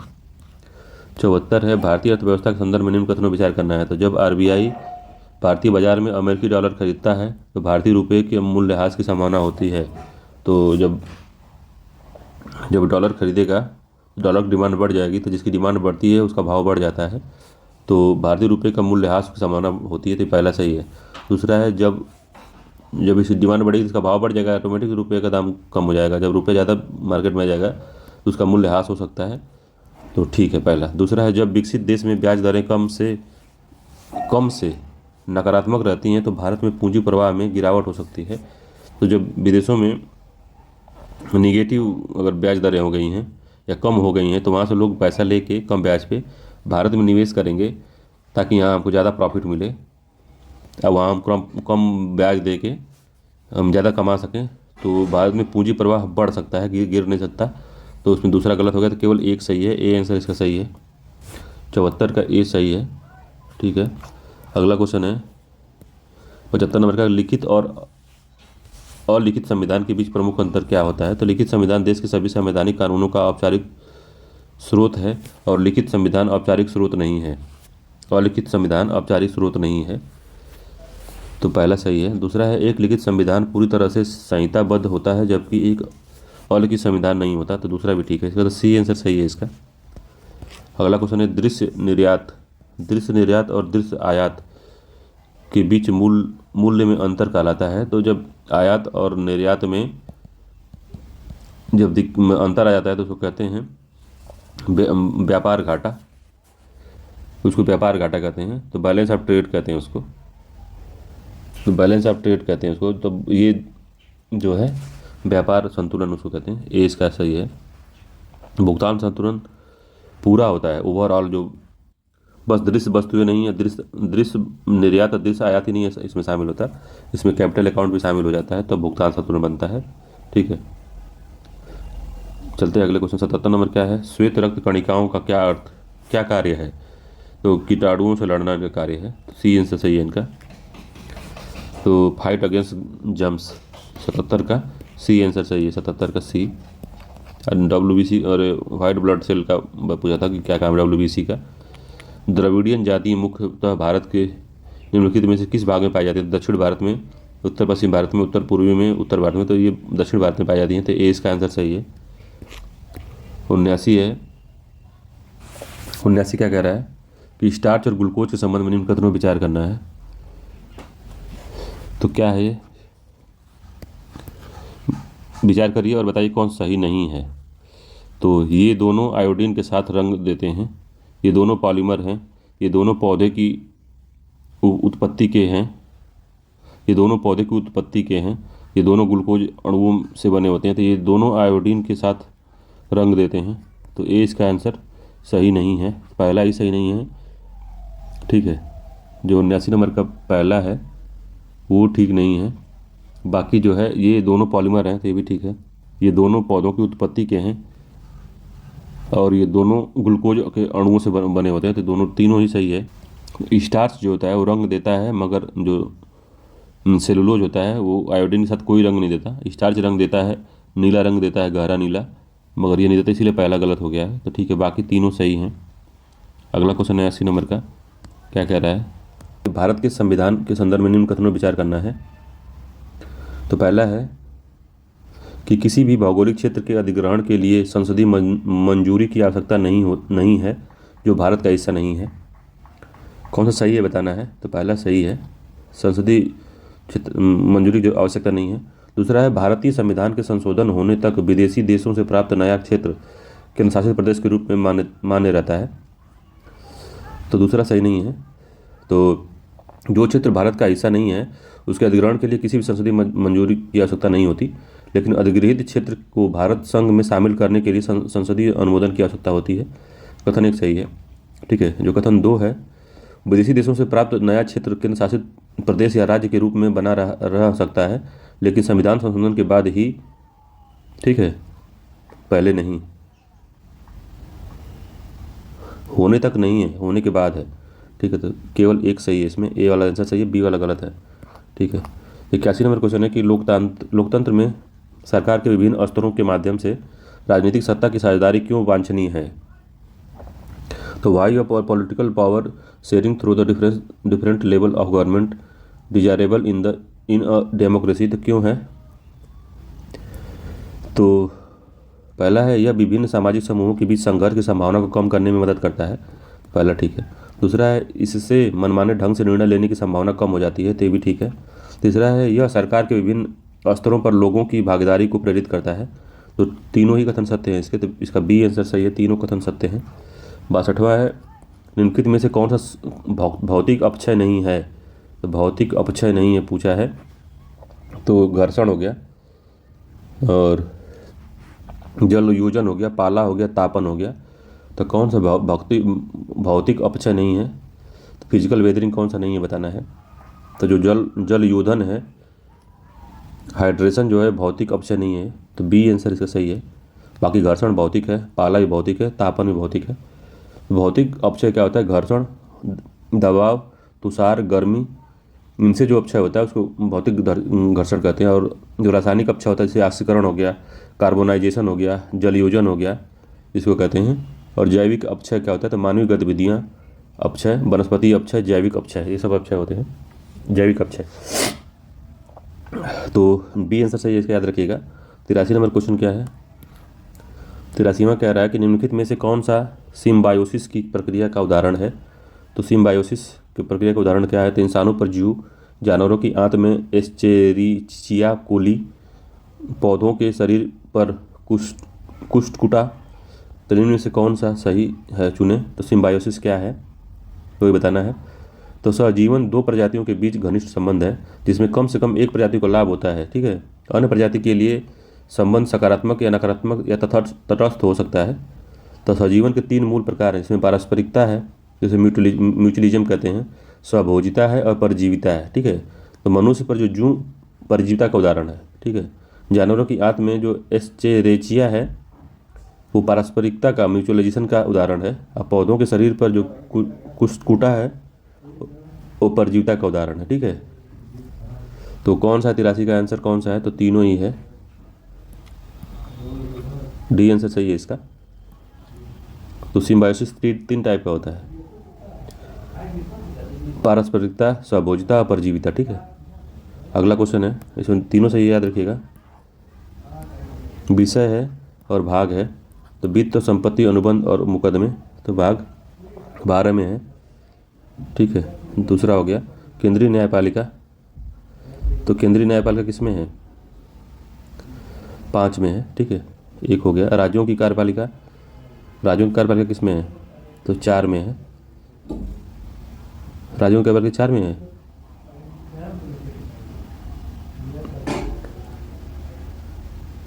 भाग 4 में है ना,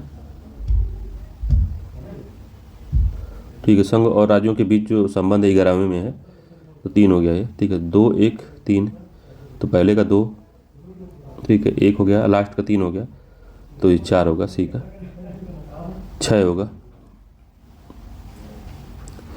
तो संविधान का उल्लेख भाग 4 में है कि भाग 6 में है, राज्यों की कार्यपालिका, ठीक है, भाग 6 में है, भाग 4 में तो डीपीएसपी है, तो इसका बी आंसर ठीक है, बी आंसर सही है इसका। अगला क्वेश्चन है अनुवांशिक रूप से संशोधित जीवों के संदर्भ में निम्न कथनों पर विचार करना है। अगला क्वेश्चन है 85 नंबर का, क्या कह रहा है कि अनुवांशिक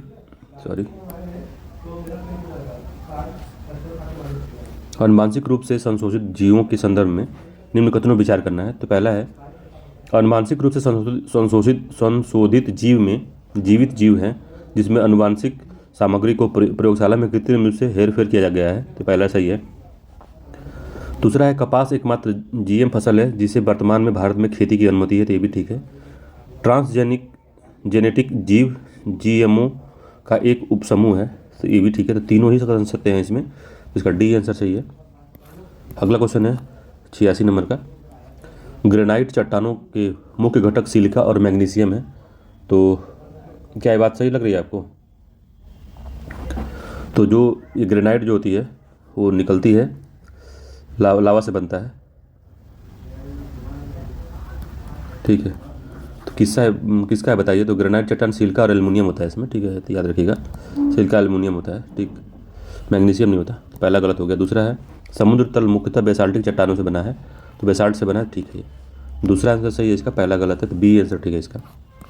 87 है निम्नलिखित पर विचार करें और नीचे दिए गए कूट की सहायता से हम उत्तर चुनना है। तो पहला है सरकार की संसदीय प्रणाली सामूहिक जिम्मेदारी के सिद्धांत पर आधारित है, तो पहला ठीक है। और दूसरा है संसदीय हार आवश्यक रूप से मंत्रालय के इस्तीफे के लिए पर्याप्त कारण नहीं है, तो ये गलत है। संसदीय हार आवश्यक रूप से इस्तीफे के लिए पर्याप्त कारण है। ठीक है, तो इसका सी आंसर सही है, ए सही है, आर गलत है, तो सी आंसर ठीक है इसका, याद रखिएगा। अगला है कि 88 नंबर का सूची 1 से सूची 2 से मिलाना है। तो जागीरदारी व्यवस्था, रैयतवाड़ी और महालवाड़ी और जमींदारी, तो 4 व्यवस्था है और चारों में क्या क्या है इसको बताना है।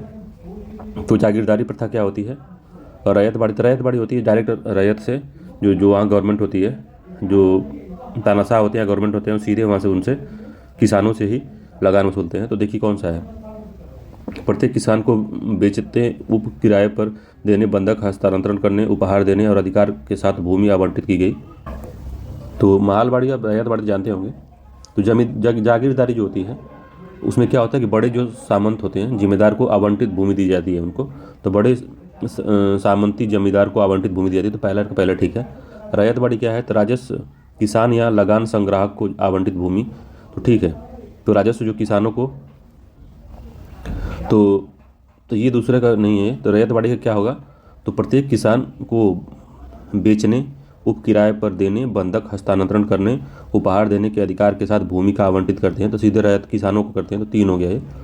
महलवाड़ी क्या है, तो कि ग्राम का जो मुखिया होता है उससे कहते हैं कि आप पूरे गांव का किराया वसूल के हमको दीजिए, पूरे गांव का जो लगान है मुझे दीजिए। तो 4 हो गया महलवाड़ी का। ग्राम स्तर पर राजस्व बंदोबस्ती होती है। ठीक है। जमींदारी व्यवस्था क्या होती है, तो राजस्व किसानों या लगान वसूलने वाले को आवंटित देता है। तो बड़ा जो किसान होता है उसको, या तो बड़ा जो किसान होता है उसको, या तो जागीरदारी प्रथा में 2 हो गया यहाँ पे। राजस्व किसान या लगान संग्राहक को आवंटित भूमि, तो 2 हो गया। तो 1 3 4 2, 1 3 4 2 ए आंसर इसका ठीक है। इंपॉर्टेंट क्वेश्चन था, इसको देख लीजिएगा एक बार बढ़िया से। 89 नंबर क्वेश्चन क्या कहता है कि निम्नलिखित पर विचार कीजिए। तो खून हो गया, रक्त वाहिकाएं होंगे, हृदय हो गया, गुर्दा हो गया, रीनल कहते हैं गुर्दा को, किडनी, ठीक है, किडनी होती है। तो उपरोक्त में से कौन सा अंग मानव परिसंचरण तंत्र का हिस्सा नहीं है, पूछ रहा है। तो परिसंचरण का हिस्सा नहीं है, कौन सा है, तो खून है, रक्त वाहिकाएं हैं, हृदय है, सब परिसंचरण तंत्र का हिस्सा है। जो किडनी है वो नहीं है, तो चौथा डी इसका आंसर सही है। अगला है टीएस, याद, किडनी परिसंचरण तंत्र का हिस्सा नहीं, याद रखिएगा इसको। 90 नंबर क्वेश्चन है, निम्नलिखित में से कौन ज्वालामुखी से निकलने वाली अधिकतम गैस है। तो सबसे अधिक जलवाष्प निकलती है, याद रखिएगा, ये इसका आंसर है। सबसे अधिक जलवाष्प निकलती है, उसके अलावा कुछ भी ज़्यादा नहीं निकलता है इससे, जो भी निकलता है इससे कम ही निकलता है। तो जलवाष्प सर्वाधिक निकलता है, तो इस बात को याद रखिएगा। अगला क्वेश्चन है 91 नंबर का, निम्नलिखित में से किसके आधार पर सरकार को संसदीय और राष्ट्रपति के रूप में वर्गीकृत किया जाता है। राष्ट्रपति किसके आधार पर किया जाता है, तो विधायिका और कार्यपालिका के बीच संबंध को, राजनेता और सिविल सेवकों के संबंध को, लिखित और अलिखित संविधान को, कठोर या लचीले संविधान को। तो पहला इसका सही है, विधायिका और कार्यपालिका के बीच का संबंध होता है, उसी आधार पर हम बताते हैं कि वो संसदीय व्यवस्था है या राष्ट्रपति वाली व्यवस्था है, अध्यात्मक व्यवस्था है। ठीक है, क्या है इसके बारे में पता चलता है पहले से। ठीक है, तो ए आंसर सही है इसका। अगला है जमींदारी एसोसिएशन या लैंड होल्डर सोसाइटी के संदर्भ में निम्न कथनों पर विचार करना है, कौन सा सही है बताना है इसमें। तो पहला है, इस संस्था के संस्थापक सुरेंद्र नाथ बनर्जी थे।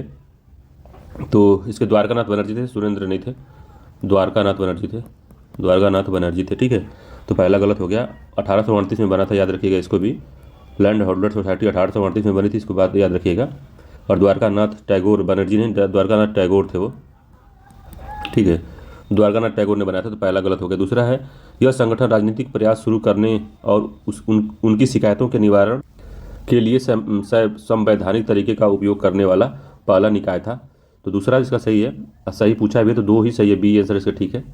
अगला क्वेश्चन है 93 नंबर का, क्या कह रहा है कि 1906 के कांग्रेस द्वारा पूर्ण स्वतंत्रता की मांग, 1942 क्रिप्स मिशन का आगमन, 1932 दूसरा गोलमेज सम्मेलन, 1927 साइमन कमीशन की नियुक्ति। तो पूछ रहा है 2 सही सुमेलित हैं, तो कौन सा सही सुमेलित है। तो कांग्रेस द्वारा पूर्ण स्वतंत्रता की मांग 1906 में की गई थी, बताइए कौन सा सही है इसमें। तो क्रिप्स मिशन 1942 में आते, ये बात सही है। दूसरा गोलमेज सम्मेलन जो हुआ था 1932 में, तो ये बात ठीक है। जो साइमन कमीशन की नियुक्ति हुई थी कब हुई थी, तो ये गलत है दूसरा वाला।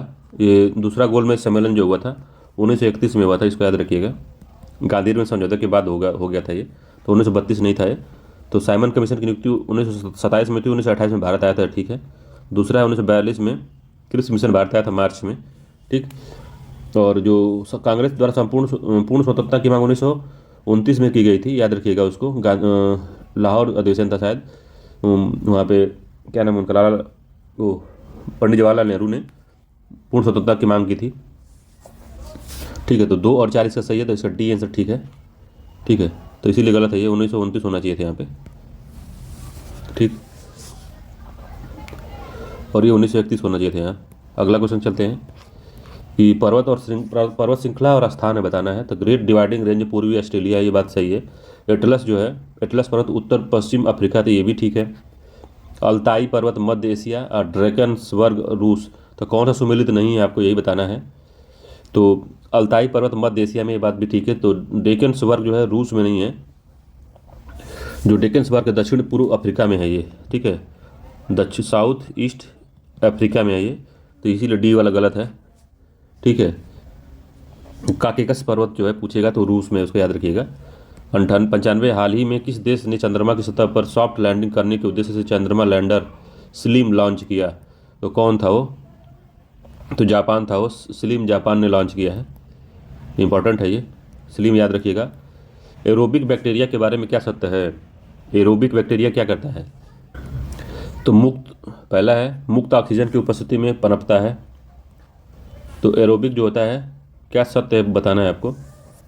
तो मुक्त ऑक्सीजन की उपस्थिति में, या flourish in the presence of free oxygen. ठीक है, तो पहला सही है। दूसरा, अपने भोजन के रूप में कार्बनिक पदार्थों का सेवन करे, दूसरा भी ठीक है। तीसरा है सीवेज में कार्बनिक पदार्थों का ऑक्सीकरण होता है। तो सीवेज में कार्बनिक पदार्थ का ऑक्सीकरण होता है, तो ये भी ठीक है। तो इसका डी आंसर सही है, सभी सत्य हैं इसमें। ठीक है, अगला है तो 97 है, निम्नलिखित में से कौन सा कारक भूमि निम्नीकरण के लिए उत्तरदायी है? तो भूमि निम्नीकरण के लिए कौन सा कारण उत्तरदायी है, तो आपको समझ में खुद ही आ जाएगा। तो वनों की कटाई के कारण होने वाला वनस्पति हानि, तो पहला ठीक है। असंवहनीय ईंधन, लकड़ी और चारा निष्कर्षण, ठीक है। दूसरा है कि नहीं है बताइए।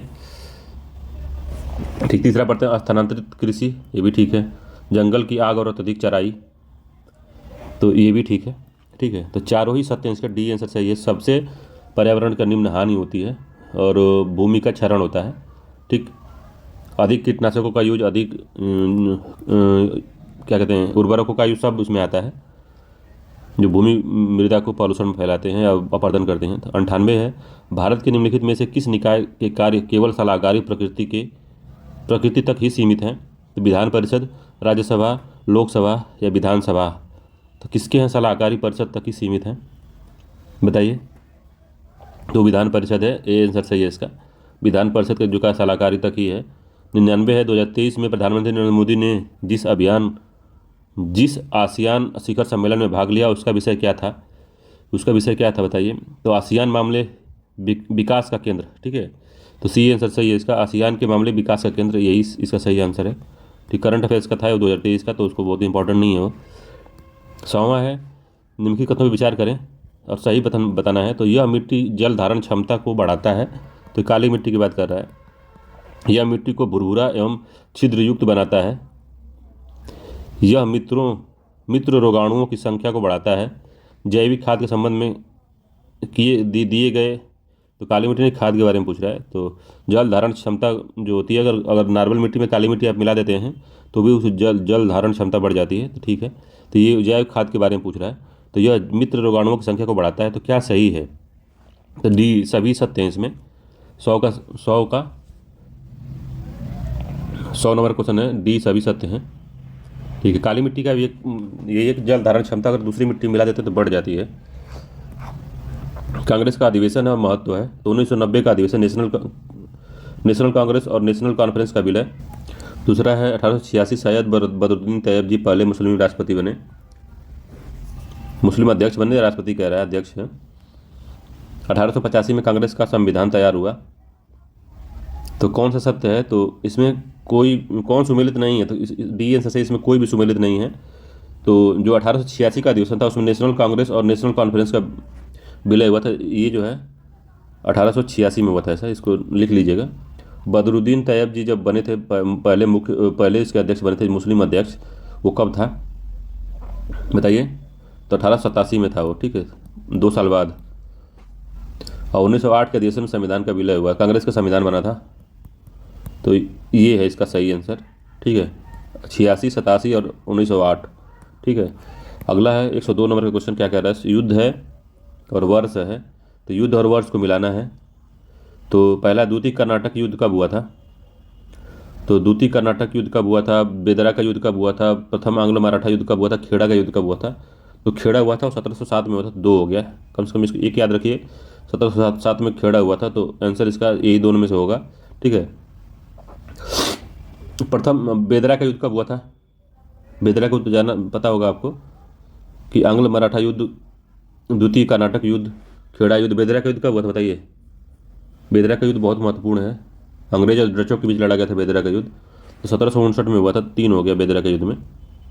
द्वितीय कर्नाटक युद्ध कब हुआ था? 1775 से 82, 1750 से 54। ये 2 ऑप्शन बचा है आपके पास, बी का तीसरा दोनों में है। तो 1750 से 1754 में द्वितीय कर्नाटक युद्ध हुआ था। तो ये बात सही है, 4 हो गया इसका।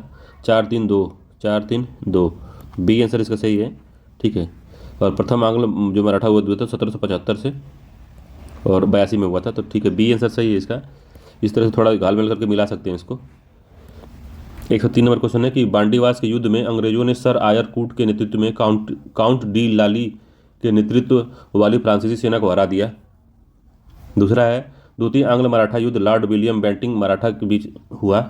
तो कौन सा कथन सत्य है इसमें बताना है आपको। तो पहला ही सत्य है इसमें, दूसरा का वाला गलत है। ठीक है, तो इसका ए आंसर सही है। जो द्वितीय आंग्ल मराठा था और लॉर्ड विलियम बेंटिंग और मराठा के बीच हुआ, तो कौन था? द्वितीय आंग्ल युद्ध में क्या हुआ था बताइए? लॉर्ड बेलेजली था उसमें। ठीक है, विलियम बेंटिंग नहीं था, लॉर्ड बेलेजली था, बेलेजली था ये। ठीक है, 104 नंबर क्वेश्चन है, देश की पहली अमृत सरोवर का उद्घाटन निम्नलिखित में किस स्थान पर किया गया? देश का पहला अमृत सरोवर किस स्थान पर उसका उद्घाटन हुआ था बताना है।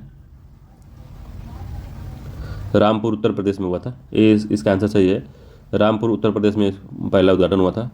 राष्ट्रपति प्रणाली सिद्धांत पर चलती है, तो किस सिद्धांत पर चलती है? शक्तियों का विभाजन नहीं, शक्तियों का पृथक्करण, शक्तियों का संलयन, शक्तियों का संतुलन। तो बी आंसर है, शक्तियों का पृथक्करण पर चलती है राष्ट्रपति प्रणाली, याद रखिएगा। 106 नंबर क्वेश्चन है कि भारतीय औपनिवेशिक अर्थव्यवस्था के संदर्भ में निम्न कथनों पर विचार करें। तो पहला, औपनिवेशिक हितों और वाणिज्यिक फसलों की खेती के कारण भारत के हस्तशिल्प और पारंपरिक कपड़ा उद्योग पूरी तरह से नष्ट हो गए। तो कौन सा सही है बताना है। तो औपनिवेशिक हितों और वाणिज्यिक फसलों की खेती के कारण भारत में हस्तशिल्पों और पारंपरिक कपड़ा उद्योग पूरी तरह से नष्ट हो गए। तो पहला ठीक है। दूसरा है, व्यापारिक फसल उगाने के कारण देश में खाद्यान्न की कमी, अकाल आदि आम हो गए, जिसके देश के हर वर्ष बड़ी संख्या में जन धन की हानि होती थी। दूसरा भी सही है। तो सही पूछा है, तो दोनों ही कथन सत्य हैं। इसके बहुत इंपॉर्टेंट क्वेश्चन है ये, जब राजीव वहीर पढ़ेंगे तो उसमें ये पूरा डिटेल में दिया हुआ है। 107 नंबर क्वेश्चन है कि केंद्र और राज्यों के बीच विवाद का निर्णय करने के लिए भारत के सर्वोच्च न्यायालय की शक्ति किस क्षेत्र अधिकार के अंतर्गत आती है? तो केंद्र और राज्यों के बीच जो विवाद होता है तो मूल अधिकारिता के क्षेत्र में आती है। तो बी इसका सही है, मूल अधिकारिता के क्षेत्र में आती है, याद रखिएगा। अगला है, निम्नलिखित कथनों पर विचार करना है, बताना। जुलाई माह के अंत उष्णकटिबंधीय अभिसरण क्षेत्र सिंधु गंगा मैदान में स्थित होता है। तो जुलाई में जो होता है, जो ITCZ है वो सिंधु गंगा मैदान में आता है। तो ये क्या सही है? दूसरा है, उत्तरी अंत उष्णकटिबंधीय अभिसरण क्षेत्र बादलों और भारी वर्षा का क्षेत्र है। तो पहला भी ठीक है, इसका सही बताना। दोनों भी सत्य हैं इसके। तो ये लो प्रेशर वाला क्षेत्र होता है ITCZ, तो यहाँ बारिश होती है। ठीक है, याद रखिएगा इसको, लो प्रेशर में बारिश होती है। 109 नंबर क्वेश्चन है कि निम्नलिखित में से किस फसल को नाइट्रोजन युक्त उर्वरक आवश्यक नहीं होता? तो बीन्स को नहीं होता, इसका सी आंसर सही है। बीन्स को या दलहनी फसल को नहीं होता है। ठीक है, याद रखिएगा, बीन्स या दलहनी फसल को ज़रूरत नहीं होती है, क्योंकि ये नाइट्रोजन फिक्सेशन करते हैं। ठीक है, अगला 110 नंबर क्वेश्चन है, निम्नलिखित में से कौन एक कारक नहीं है जो हवा की दिशा को प्रभावित करे? तो दाब प्रवणता, घर्षण, चुंबकत्व, कोरियोलिस बल। तो कौन सा नहीं है? तो चुंबकत्व नहीं है, सी इसका आंसर सही है। 110 का सी आंसर सही है। बाकी दाब प्रवणता करता है, घर्षण भी करता है, कोरियोलिस बल भी बदलता है।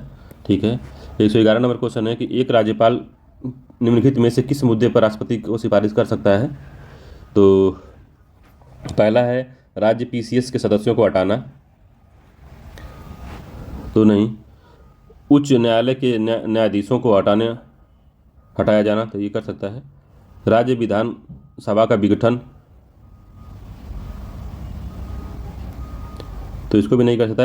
उच्च न्यायालय के न्यायाधीशों को हटाने का सिफारिश ये नहीं कर सकता राज्यपाल। राज्य विधानसभा का विघटन ये कर सकता है। राज्य में संवैधानिक तंत्र विफलता होने पर घोषणा, तो ये भी कर सकता है। तो वो 3-4 में कर सकता है, तो सी आंसर इसका सही है। बाकी उन दोनों में नहीं कर सकता। पीछे सदस्य को हटाने की का सिफारिश वो नहीं कर सकता है, और उच्च न्यायालय के न्यायाधीशों को हटाने का भी वो नहीं कर सकता। तो सी इसका आंसर सही है। 112 नंबर का है कि मध्य प्रदेश में उद्घाटन किए गए देश के पहले सौर शहर का क्या नाम है। तो सौर शहर का क्या नाम है बताना है आपको। तो सांची सोलर सिटी है ये, डी आंसर सही है, सांची सोलर सिटी। इंपॉर्टेंट है, याद रखिएगा। 193 क्वेश्चन है कि ऑरोरा बोरियोलिस के लिए वायुमंडल की कौन सी परत उत्तरदायी है। क्षोभ मंडल, ताप मंडल, आयन मंडल या बहिर्मंडल। तो कौन सा मंडल जिम्मेदार है। तो ताप मंडल में होता है अधिकतर, बी आंसर सही है। तो जो अरोरा बोरियोलिस है, अधिकतर तापमंडल में पाए जाने वाले अरोरा, जिसके आमतौर पर उत्तरी रोशनी या दक्षिणी रोशनी के रूप में हम जानते हैं, पृथ्वी के आकाश में एक प्रकाश का प्रदर्शन है जो मुख्य रूप से उच्च अक्षांश क्षेत्रों में देखा जाता है इस बात को। तो ये बी आंसर इसका सही है। ठीक है। 114 नंबर क्वेश्चन है, निम्नलिखित युग में जो है सही सुमेलित नहीं हमको बताना है। तो प्रथम आंग्ल मराठा युद्ध 1775 से 1782। तो प्रथम आंग्ल मराठा युद्ध क्या ये सही है। तो पहला सही है। दूसरा, प्रथम आंग्ल मैसूर युद्ध कब हुआ था। 1767 में हुआ था और 69 में, ठीक है ये दूसरा है। दूसरा आंग्ल मैसूर युद्ध। तो द्वितीय आंग्ल मैसूर युद्ध कब हुआ था। 1790 से 94। तो यही गड़बड़ है, सी गड़बड़ है इसमें। तीसरा आंग्ल मैसूर मराठा युद्ध कब हुआ था। 1817 से 1818, ये बात सही है। तो इसका सी आंसर सही है, यही गड़बड़ है मामला इसका। तो सी आंसर सही है इसका। 1790 से ये होना चाहिए था 92 तक, ठीक है, तभी सही होता, 94 नहीं। अगला है 115 नंबर क्वेश्चन, क्या कह रहा है कि एंथोफोबिया फलों का डर है। तो एंथोफोबिया में फूल से डर लगता है, फलों से नहीं, पहला गलत हो गया। हाइड्रोफोबिया प्रोटोजोवन के कारण होता है। तो दूसरा सही पूछा है, तो दूसरा सत्य है, बी आंसर सही है। ठीक है। पानी का डर एक वायरस के कारण होता है, जैसे रेबीज का पुराना नाम है। ठीक है। अगला है रेबीज से होता है वो। सूची 1 को सूची 2 से मिलाना है। तो बिस्त दोआब, राबी चनाब। तो बिस्त होता है ब्यास और तीस्ता, ब्यास और सतलुज। तो ब्यास और सतलुज कहाँ पे है, 3 हो गया। ठीक है। बारी, ब्यास और राबी होगा, राबी और ब्यास। तो बारी दू सही है ये। रचना क्या है, रचना का मतलब है राबी और चिनाब, तो 1 हो गया। चाज जो है चिनाब और झेलम, तो 4 हो गया। 3 2 1 4, 3 2 1 4, डी आंसर इसका सही है। याद रखिएगा, इस तरह से उसका पहला अक्षर उसको मिलान कर लेंगे तो मामला सेट हो जाएगा। तो भारत में प्रति व्यक्ति खेती योग्य भूमि में कमी के लिए निम्नलिखित में से कौन जिम्मेदार है। तो प्रति व्यक्ति आय कम होना, जनसंख्या वृद्धि, तीव्र वृद्धि, ये जिम्मेदार है। भूमि को उत्तराधिकारियों के समान रूप में बांटने की प्रथा, ये भी जिम्मेदार है। जुताई की पारंपरिक तकनीक का उपयोग, तो कौन सा जिम्मेदार है इसको बताना है। तो केवल 2-3 जिम्मेदार है, बी आंसर सही है। बाकी प्रति व्यक्ति कम आय से मतलब नहीं है, और जुताई के लिए पारंपरिक तकनीक भी इसका मतलब जिम्मेदार नहीं है। तो बी आंसर इसका सही है। 118 है कि कौन सा उपकरण किसी वाहन द्वारा तय की गई दूरी को मापता है। तो कौन सा उपकरण है, ओडोमीटर है, स्पीडोमीटर है, एक्सेलेरोमीटर है, अल्टीमीटर है। तो कौन सा है, तो ओडोमीटर है, ए सही है। वाहन द्वारा तय की गई दूरी को ओडोमीटर मापता है। ठीक है। तो यह उपकरण वाहन ओडोमीटर कहलाता है। ठीक है। स्पीडोमीटर गति को मापता है कि कितना स्पीड में गाड़ी चल रही है। 119 नंबर का, भारतीय रिजर्व बैंक आरबीआई द्वारा बैंक के लिए वृद्धि नकदी आरक्षित अनुपात या इंक्रीमेंटल सीआरआर कहते हैं इसको, की आवश्यकता को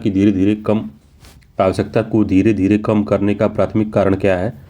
तो पहला, बैंकों को आरबीआई के पास अधिक धनराशि जमा करने के लिए प्रोत्साहित करना। तो ये तब का जब कहता है कि आप आईसीआरआर जमा करिए, तब ये पहला क्वेश्चन सही होता है, मगर वो कह रहा है धीरे धीरे कम कर रहा है, तो आईसीआरआर धीरे धीरे कम हो रहा है, तो ये गलत हो गया। बैंकिंग प्रणाली में तरलता की कमी को दूर करने के लिए, तो ये हो सकता है कि हो। सी है अतिरिक्त तरलता को मुद्रास्फीति में योगदान करने से रोकने के लिए। तो what is the primary reason for the reserve bank of India RBI gradually reducing the incremental cash reserve ratio require for the bank. तीसरा है अतिरिक्त तरलता को मुद्रास्फीति में योगदान करने से रोकने के लिए, केंद्रीय बैंक के लिए अधिक राजस्व उत्पन्न करने के लिए। कौन सा कथन सही है? तो आईसीआरआर की आवश्यकताओं को धीरे धीरे कम करने का प्राथमिक कारण क्या है, बताना है। तो चार ऑप्शन में बताइए कौन सा है। तो इंक्रीमेंटल सीआरआर जो होता है इसके बारे में पहले समझ लीजिए। इसका काम क्या होता है कि जब डीमोनेटाइजेशन होता है या कोई मुद्रा को प्रचलन से बाहर किया जाता है, तो उसको बैंक में कहते हैं, आरबीआई कहता है कि उसको बैंक में जमा करिए। तो लोग जब बैंक में जमा करते हैं तो एक्सेस अमाउंट बैंक में हो जाता है बहुत ज़्यादा, तो वो ज़्यादा लोन न दे दे लोगों को, जिससे मार्केट में ज़्यादा मनी फ्लो हो जाएगा। इससे क्या होगा, महंगाई बढ़ जाएगी। तो उसको कम करने के लिए एक्स्ट्रा पैसा को आरबीआई सोखता है कि सोख लेता है, शक कर लेता है। तो कहता है कि आप इंक्रीमेंटल सीआरआर 10% एक्स्ट्रा रखिए। जो सीआरआर आप पहले रखते थे हमारे पास, मान लीजिए कि आप 6% रख रहे हैं, 5% रख रहे हैं, इसको आप आईसीआरआर के रूप में आप इसको 10% और रखिए। तो 10% जब और रखवाता है, इससे क्या होता है कि जितना फ्लो होने वाला था मार्केट में पैसा, उतना फ्लो ना होकर 10% आरबीआई के पास जमा हो जाता है। ठीक है, ये कह रहा है कि उसकी आवश्यकता को धीरे धीरे कम करने का प्राथमिक कारण क्या है। तो आईसीआरआर को जब कम कर रहा है, इसका मतलब है कि 10% को रिलीज कर रहा है आरबीआई मार्केट में। तो 10% का रिलीज करेगा तो इससे क्या मतलब होगा कि धीरे धीरे मार्केट में हमको मनी फ्लो बढ़ा रहा है वो। तो इसका कारण होगा बैंकिंग प्रणाली में तरलता की कमी को दूर करने के लिए धीरे धीरे आईसीआरआर को कम कर रहा है। समझ पा रहे हैं कि नहीं बात? आईसीआरआर का मेन उद्देश्य क्या है? सी वाला है। आईसीआरआर का उद्देश्य है कि अतिरिक्त तरलता को मुद्रास्फीति में योगदान को रोकने के लिए आईसीआरआर लगाया जाता है। मगर यहाँ कह रहा है आवश्यकताओं को धीरे धीरे कम करने का प्राथमिक कारण क्या है? प्राथमिक कारण यही है कि बैंकिंग प्रणाली में तरलता की कमी को दूर करने के लिए कर रहा है। तो बी आंसर इसका सही होगा। ठीक है, पहली बात समझिए कि बी आंसर क्यों सही है, क्योंकि धीरे धीरे कम कर रहा है, इसी वजह से ये 10% को अब कहेगा कि अब चलिए 7% रखिए, फिर कहेगा 6% करिए, फिर कहेगा 5% करिए, फिर कहेगा 4% करिए। तो धीरे धीरे क्या हो रहा है, पैसा का फ्लो ही तो हो रहा है मार्केट में। तो इस वजह से बी वाला सही है। अगर पूछता कि इंक्रीमेंटल सीआरआर की आवश्यकता क्यों है, तो आप सी आंसर मारते कि अतिरिक्त तरलता को मुद्रास्फीति में योगदान करने से रोकने के लिए हम इंक्रीमेंटल सीआरआर रखते हैं। ठीक है, तो इसका आंसर बी होगा। आपको मैं इसको जब टेलीग्राम पे अपलोड कर दूंगा इस वाले पीडीएफ को, तो आप उसमें देखेंगे तो आंसर बी होगा। आंसर सी दिया है उसमें, बस सी आंसर गलत है। ठीक है, उसका आंसर बी होगा असली। ध्यान से देखिएगा इसको, बढ़िया क्वेश्चन था ये। 120 नंबर का क्वेश्चन क्या कह रहा है कि राज्यपाल की नियुक्ति पर सरकारिया आयोग द्वारा निम्नलिखित में से कौन सी सिफारिश दी गई थी। तो कौन सी? राज्यपाल बाहरी राज्य का होना चाहिए और वह सत्तारूढ़ दल का सदस्य नहीं होना चाहिए, पहला। तो पहला एक कहा था उनके यहाँ ऐसा होना चाहिए। दूसरा, उसका कार्यकाल निश्चित होना चाहिए और आनंद का सिद्धांत समाप्त होना चाहिए और संविधान से हटा दिया जाना चाहिए। तो दूसरा गलत है इसका, क्योंकि सरकारिया आयोग ने ऐसा नहीं कहा था। तो पहला ठीक है, उसका दूसरा नहीं कहा था। तो केवल एक सही है इनका, 120 का ए सही है। उन्होंने कहा था, सरकारिया आयोग ने कहा था कि राज्यपाल के कार्यकाल की गारंटी होनी चाहिए कि उनको 5 साल का पद होना चाहिए। ठीक है, इसी गारंटी देना चाहिए, गारंटी मिलनी चाहिए। और राज्यपाल की नियुक्ति मुख्यमंत्री की सलाह पर उपराष्ट्रपति और लोकसभा के अध्यक्ष के परामर्श पर राज्यपाल की नियुक्ति होनी चाहिए। तो राज्यपाल की नियुक्ति राज्य के मुख्यमंत्री और उपराज्यपाल और लोकसभा के अध्यक्ष के परामर्श से होनी चाहिए, ऐसा उन्होंने कहा था। ठीक है, और उनका टेन्योर को फिक्स करने के लिए बोला कि 5 साल या 4 साल 2 साल जितना आप करना फिक्स करिए, बीच में हटा मत दीजिए उनको। ठीक है, अगला है 121 नंबर क्वेश्चन है कि गंगा बेसिन पर वर्षा वितरण पैटर्न कहाँ से घटता है। तो गंगा बेसिन पर वर्षा वितरण पैटर्न कहाँ से घटता है, तो बताना है इसको। पश्चिम से पूर्व की ओर, पश्चिम से पूर्व की ओर और उत्तर से दक्षिण की ओर, पश्चिम से पूर्व और उत्तर से दक्षिण, पश्चिम से पूर्व और उत्तर से दक्षिण गंगा बेसिन का वर्षा वितरण पैटर्न घटता है। पूर्व से पश्चिम की ओर और उत्तर से, पूर्व से पश्चिम और उत्तर से दक्षिण, पश्चिम से पूर्व और उत्तर से दक्षिण से उत्तर, पूर्व से पश्चिम और दक्षिण से उत्तर। तो इसका पहला सही है। गंगा बेसिन का जो वर्षा का वितरण है पश्चिम से पूर्व की ओर और उत्तर से दक्षिण की ओर घटता है। ठीक है, उत्तर में ज़्यादा होता है, दक्षिण में कम होता है। ठीक है, और पश्चिम में थोड़ा ज़्यादा पानी रहता है और पूरब में कम होता जाता है। तो ये आंसर इसका सही है। ठीक है, तो इसका ए आंसर ठीक है। अगला है, नदियों द्वारा अपने प्रवाह के दौरान बनाने वाली निम्नलिखित विशेषताओं को अपस्ट्रीम से शुरू करके व्यवस्थित करिए। तो मेंडर्स, झरना, डेल्टा, गोखुर। तो डेल्टा सबसे लास्ट में होता है, ठीक है, और पहाड़ों से जब निकलती है झरना पहले बनाती है। ठीक, तो सबसे पहले क्या होता है, झरना होगा। ठीक है, फिर से उसके बाद क्या होगा, झरना के बाद जो मियांडर्स बनती है, ऐसे जब घूमने लगती है नदी, तो पहले पे वही हो जाएगा। ठीक, फिर उसके बाद क्या बनता है, गोखुर बनाती है। गोखुर मतलब इस तरह के चाँप का आकार, जैसे इस तरह घूमती है तो यहाँ पे चाँप का आकार का पानी यहाँ इकट्ठा हो जाता है। जब ऐसे मुड़ती है तो यहाँ पे चाँप से पानी यहाँ बैठ जाता है, तो एक झील टाइप का बन जाता है। तो गोखुर हो गया, तो गोखुर 4 हो गया। ठीक है, फिर लास्ट में डेल्टा बनता है, तो डेल्टा 3 हो जाएगा। तो 2 1 4 3, 2 1 4 3 देखिए किस में है, तो 2 1 4 3 ए वाले में है, तो ए आंसर सही है इसका। अगला क्वेश्चन 123 नंबर का क्या कह रहा है, अवतल दर्पण का उपयोग डॉक्टर आँख, कान, नाक और गले की जांच करने के लिए करता है। ठीक है, तो पहला क्या ऐसा, ये गलत है, पहला से ठीक है।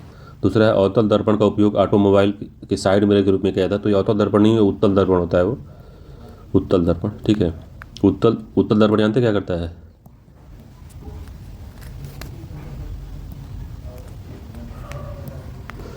उत्तल दर्पण जानते क्या करता है, उत्तल दर्पण जो करता है, वस्तु को छोटा बनाता है, सीधा बनाता है और आभासी बनाता है। ठीक है, और अवतल दर्पण क्या करता है, वस्तु को बड़ा बनाता है।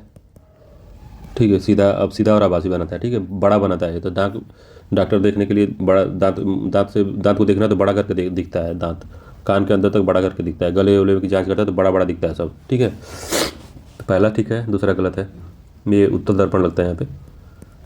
तो एक ये आंसर सही है इसका, दूसरा गलत है। 124 है, निम्नलिखित किस प्रकार का कोयला सबसे अधिक ऊर्जा पैदा करता है। तो एंथ्रेसाइट सबसे बढ़िया रहता है। ठीक है, तो सब बिटुमिनस, एंथ्रेसाइट, लिग्नाइट, बिटुमिनस, तो सबसे बढ़िया एंथ्रेसाइट होता है। तो बी आंसर सही है इसका।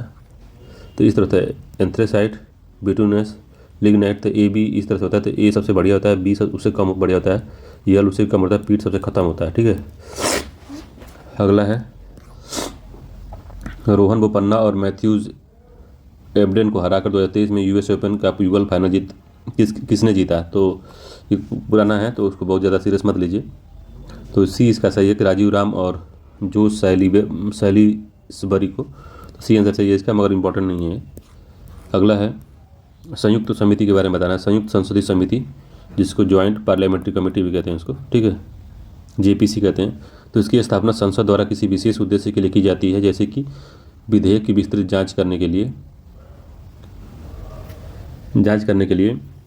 पहला ठीक है। दूसरा, इसमें केवल सत्तारूढ़ दल का सदस्य शामिल होता है। तो ज्वाइंट पार्लियामेंट्री कमेटी इसलिए बनाई जाती है कि सत्तारूढ़ और विपक्ष दोनों रहे, तो दूसरा गलत हो गया। तीसरा, अपना कार्य पूरा करने के बाद इसे विघटित कर दिया जाता है, तो तीसरा भी ठीक है। तो पहला तीसरा सही है, सी आंसर सही है इसका। इसमें सत्तारूढ़ और विपक्ष के सदस्य भी होते हैं। ठीक है, अगला क्वेश्चन है, अम्लीय वर्षा निम्नलिखित में से किसकी सांद्रता में वृद्धि के कारण होता है। तो सी आंसर सही है, SO2 NO2। अमरकंटक पहाड़ी से निम्न में से कौन सी नदी के स्रोत हैं। तो अमरकंटक से कौन कौन निकलती है, नर्मदा, ठीक है, और कौन निकलती है, सोन निकलती है कि नहीं, कौन कौन निकलती है बताइए। तो इसमें तो जो अमरकंटक है, इसमें तो ये ठीक फिक्स है कि पहले नर्मदा निकलती है, महानदी भी निकलती है, सोन भी निकलती है, ताप्ती नहीं निकलती।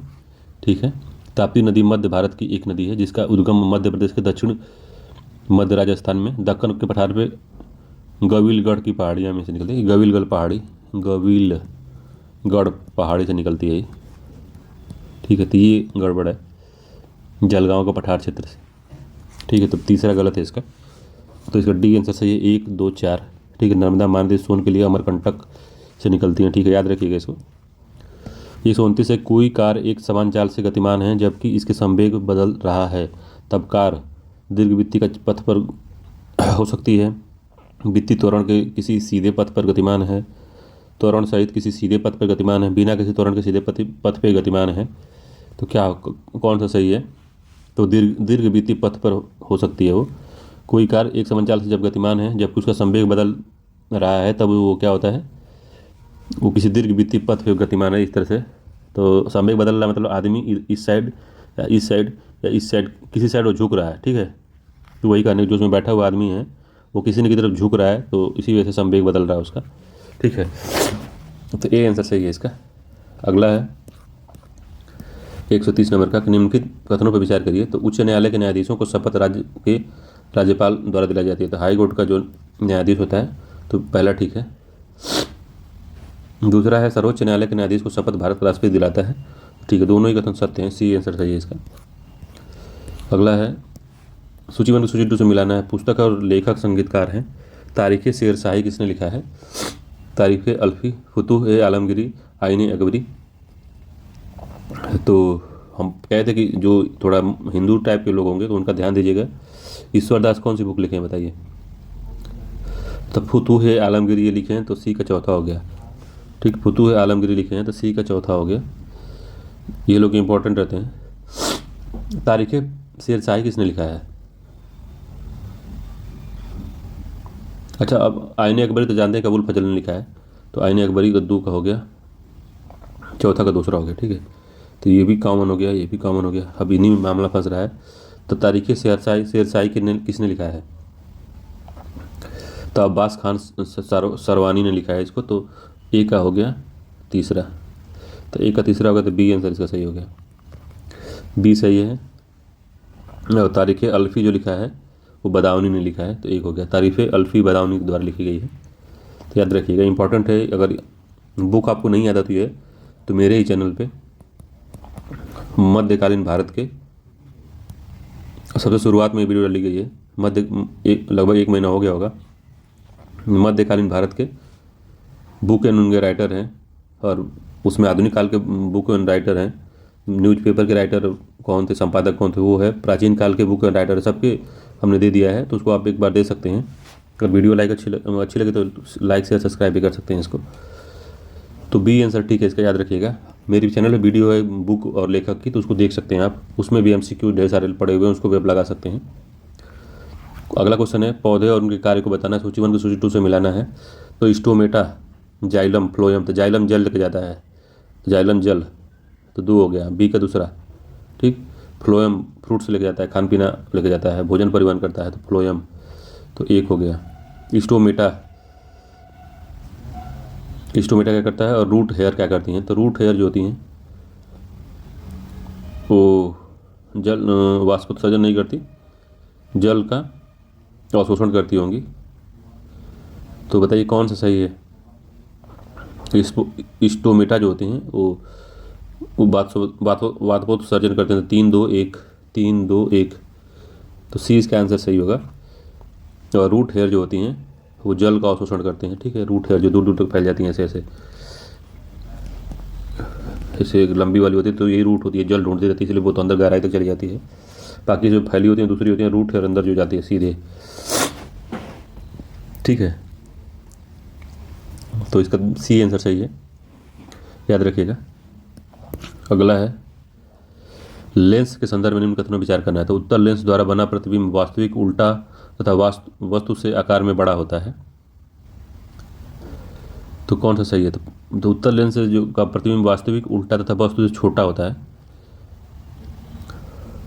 उत्तल लेंस एक सीधा और अवर्त छवि का बनाता है। जैसे उत्तल लेंस ऐसे काम करता है, इस तरह से एक जगह छोटा करता है, एक जगह इकट्ठा करता है लाइट को। तो पड़ने वाला प्रकाश अंदर की ओर से उड़ता है, इसलिए उसका आभासी लेंस कहा जाता है, ठीक है। तो आभासी बनाता है, प्रतिबिंब वास्तविक नहीं बनता, इसमें आभासी बनता है, तो गलत हो गया है पहला। और छोटा भी बनता है, तो वस्तु से बड़ा लिखा है, तो भी गलत हो गया। दूसरा है अवतल लेंस द्वारा बना प्रतिबिंब सदैव आभासी, सीधा, अब वस्तु से आकार में छोटा बनता है, ठीक है। तो इसका दूसरा वाला सही है, बी आंसर ठीक है, सही पूछा भी है। उत्तल लेंस में एक सीधा अवर्षित छवि का बनता है, और एक उत्तल लेंस आमतौर पर उस पर पड़ने वाले प्रकाश को अभिसरित करता है, अंदर की तरफ मोड़ता है, इसलिए आभासी लेंस इसको कहते हैं। इसको देख लीजिए कि जिसका आकार है वो बड़ा बनता है छोटा बनता है। अगला है 134 नंबर का कि निम्नलिखित में से कौन सा प्रारंभिक जैन साहित्य ग्रंथ का हिस्सा नहीं है। तो प्रारंभिक ग्रंथ का थेरी गाथा। थेरी गाथा शायद थेरवादों का है, जो बुद्ध के में से एक उनका वो थे, बुद्धों का है ये, थेरवादी जो थे। तो ए इसका आंसर सही नहीं होगा। बाकी अचरंग सूत्र जो है, असूत्र कृतांग, बृहद कल्प सूत्र, ये तीनों ही जैन के हैं। ठीक है, तो पहला गड़बड़ हो गया इसका। तो थेरगाथा प्रारंभिक जैन साहित्य का हिस्सा नहीं है। ठीक है, थेरगाथा एक बौद्ध ग्रंथ है, समझ लीजिए बात को, बौद्ध का है। ठीक है, 135 नंबर देखते हैं क्या कह रहा है। निम्नलिखित में से कौन सा कथन ट्रांस ह्यूमन्स शब्द से को सही ढंग से परिभाषित करता है। तो ट्रांस ह्यूमन्स को सही तरीके से गठन करता है। तो क्या है, तो अर्थव्यवस्था जो पूरी तरह से जानवरों पर निर्भर है करती है, तो ये नहीं है। खेती जिसमें पहाड़ी ढलानों को साफ करने के लिए केवल एक फसल की खेती की जाती है, तो ये भी नहीं है। गर्मी में ऊंची पहाड़ी ढलानों पर और सर्दियों में तलछटी में फसल उगाने का अभ्यास है, तो ये भी गलत है। डी है लोगों का अपने जानवरों के साथ पहाड़ों से ऊपर और नीचे मौसमी प्रवास करना ट्रांस ह्यूमन्स शब्द का सही परिभाषा है। ठीक है, तो इसका डी आंसर सही है। ट्रांस ह्यूमन इन्हीं कहते हैं, इंपॉर्टेंट है, याद रखिएगा, इसको पूछता है। तो पर्वतीय क्षेत्रों में इनका तत्व है गर्मी में ऊंचे चारगाहों और सर्दियों में निचली घाटियों की आवाजाही को। चारगाह एक अस्थायी घर होता है और आमतौर पर यह घाटियों में होता है, तो समझ लीजिए इस बात को। तो ऊपर नीचे जाते रहते हैं सब। गर्मी में जब बर्फ़ पिघलती है तो नई नई घास उगती है, तो लोग ऊपर जाते हैं, और ठंडी में भाग के नीचे चले जाते हैं जब ऊपर बर्फ़ जम जाती है। तो डी आंसर इसका सही है। पर्वत हैं और देश हैं, तो माउंट एवरेस्ट नेपाल में है, 2 हो गया। केटू भारत में 1 हो गया। माउंट मैकिनले उत्तरी अमेरिका के दक्षिण में। माउंट एकांकागुआ, तो इन दोनों में बताइए कौन। माउंट मैकिनले कहाँ है, उत्तरी अमेरिका में है, तो 3 सही है इसका। और माउंट एकांकागुआ दक्षिण अमेरिका में है, तो 4 हो गया। तो 2 1 3 4, तो ए आंसर इसका सही है। ठीक है, दक्षिण अमेरिका में है एकांकागुआ, याद रखिएगा। 137 है ब्रिक्स गठबंधन में किन देशों को नया शामिल किया गया है। तो कौन से नए देश शामिल हुए हैं, अभी हाल ही में शामिल हुए हैं, इंपॉर्टेंट क्वेश्चन है। तो बताइए कौन कौन शामिल हुए हैं। तो Canada, Australia, Japan, Mexico, France, ये नहीं है। अर्जेंटीना, ईरान, संयुक्त राज्य अमीरात, सऊदी अरबिया, इथोपिया, हाँ यही सही है। तो बी आंसर सही है। 1 2 3 4 5 लोगों को शामिल किया गया है। शायद अर्जेंटीना से मना कर दिया था। ठीक है, अर्जेंटीना ने शायद मना कर दिया इसमें, तो इसको याद रखिएगा, बी आंसर सही है। अगला है भंडारित अनाज को कीड़ों और सूक्ष्म जीवों से बचाने के लिए किन पत्तियों का उपयोग किया जाता है। आम की, बरगद की, केले की, नीम की। तो नीम की डी है। गांव में देखे होंगे जब गेहूं को जो दवाई हो जाती है उसका ओसाई हो जाता है, गेहूं साफ हो जाता है, तो कुछ लोग सल्फाक्स रखते हैं कपड़े में बांध के। कुछ लोग होते हैं जिनके पास ज़्यादा पैसा वैसा नहीं होता, वो नीम की पत्ती को बोड़े में डाल डाल के भरते हैं और उसको भूसा में रखा जाता है ताकि उसमें घून और पाई वगैरह ना लगे। तो जो गांव से होंगे वो बच्चे समझ रहे होंगे। चंद्रयान 3 जो है रोवर पर लगने वाला लेजर प्रेरित ब्रेकडाउन स्पेक्ट्रोग्राफी उपकरण का उद्देश्य क्या है। चंद्रयान 3 पे रोवर पर लगने वाले, तो इस पे जो लेजर प्रेरित ब्रेकडाउन स्पेक्ट्रोग्राफी जो उपकरण लगाया गया उसका उद्देश्य क्या है बताना है। तो क्या उद्देश्य है, तो पहला है चंद्रमा के गुरुत्वाकर्षण क्षेत्र का अध्ययन करना, ये नहीं है। चंद्रमा के रेडार की उच्च रेजोल्यूशन छवियों को कैप्चर करना भी नहीं है। सी सही है इसका कि तीव्र लेजर पल्स का उपयोग करके चंद्र मिट्टी की संरचना का विश्लेषण करना है, तो सी इसका सही आंसर है। सी वाला सही आंसर है इसका। चंद्रमा पर पानी की पूर्व उपस्थिति के संकेत की खोज करना, तो ये भी नहीं, इसका सी आंसर सही है। अगला है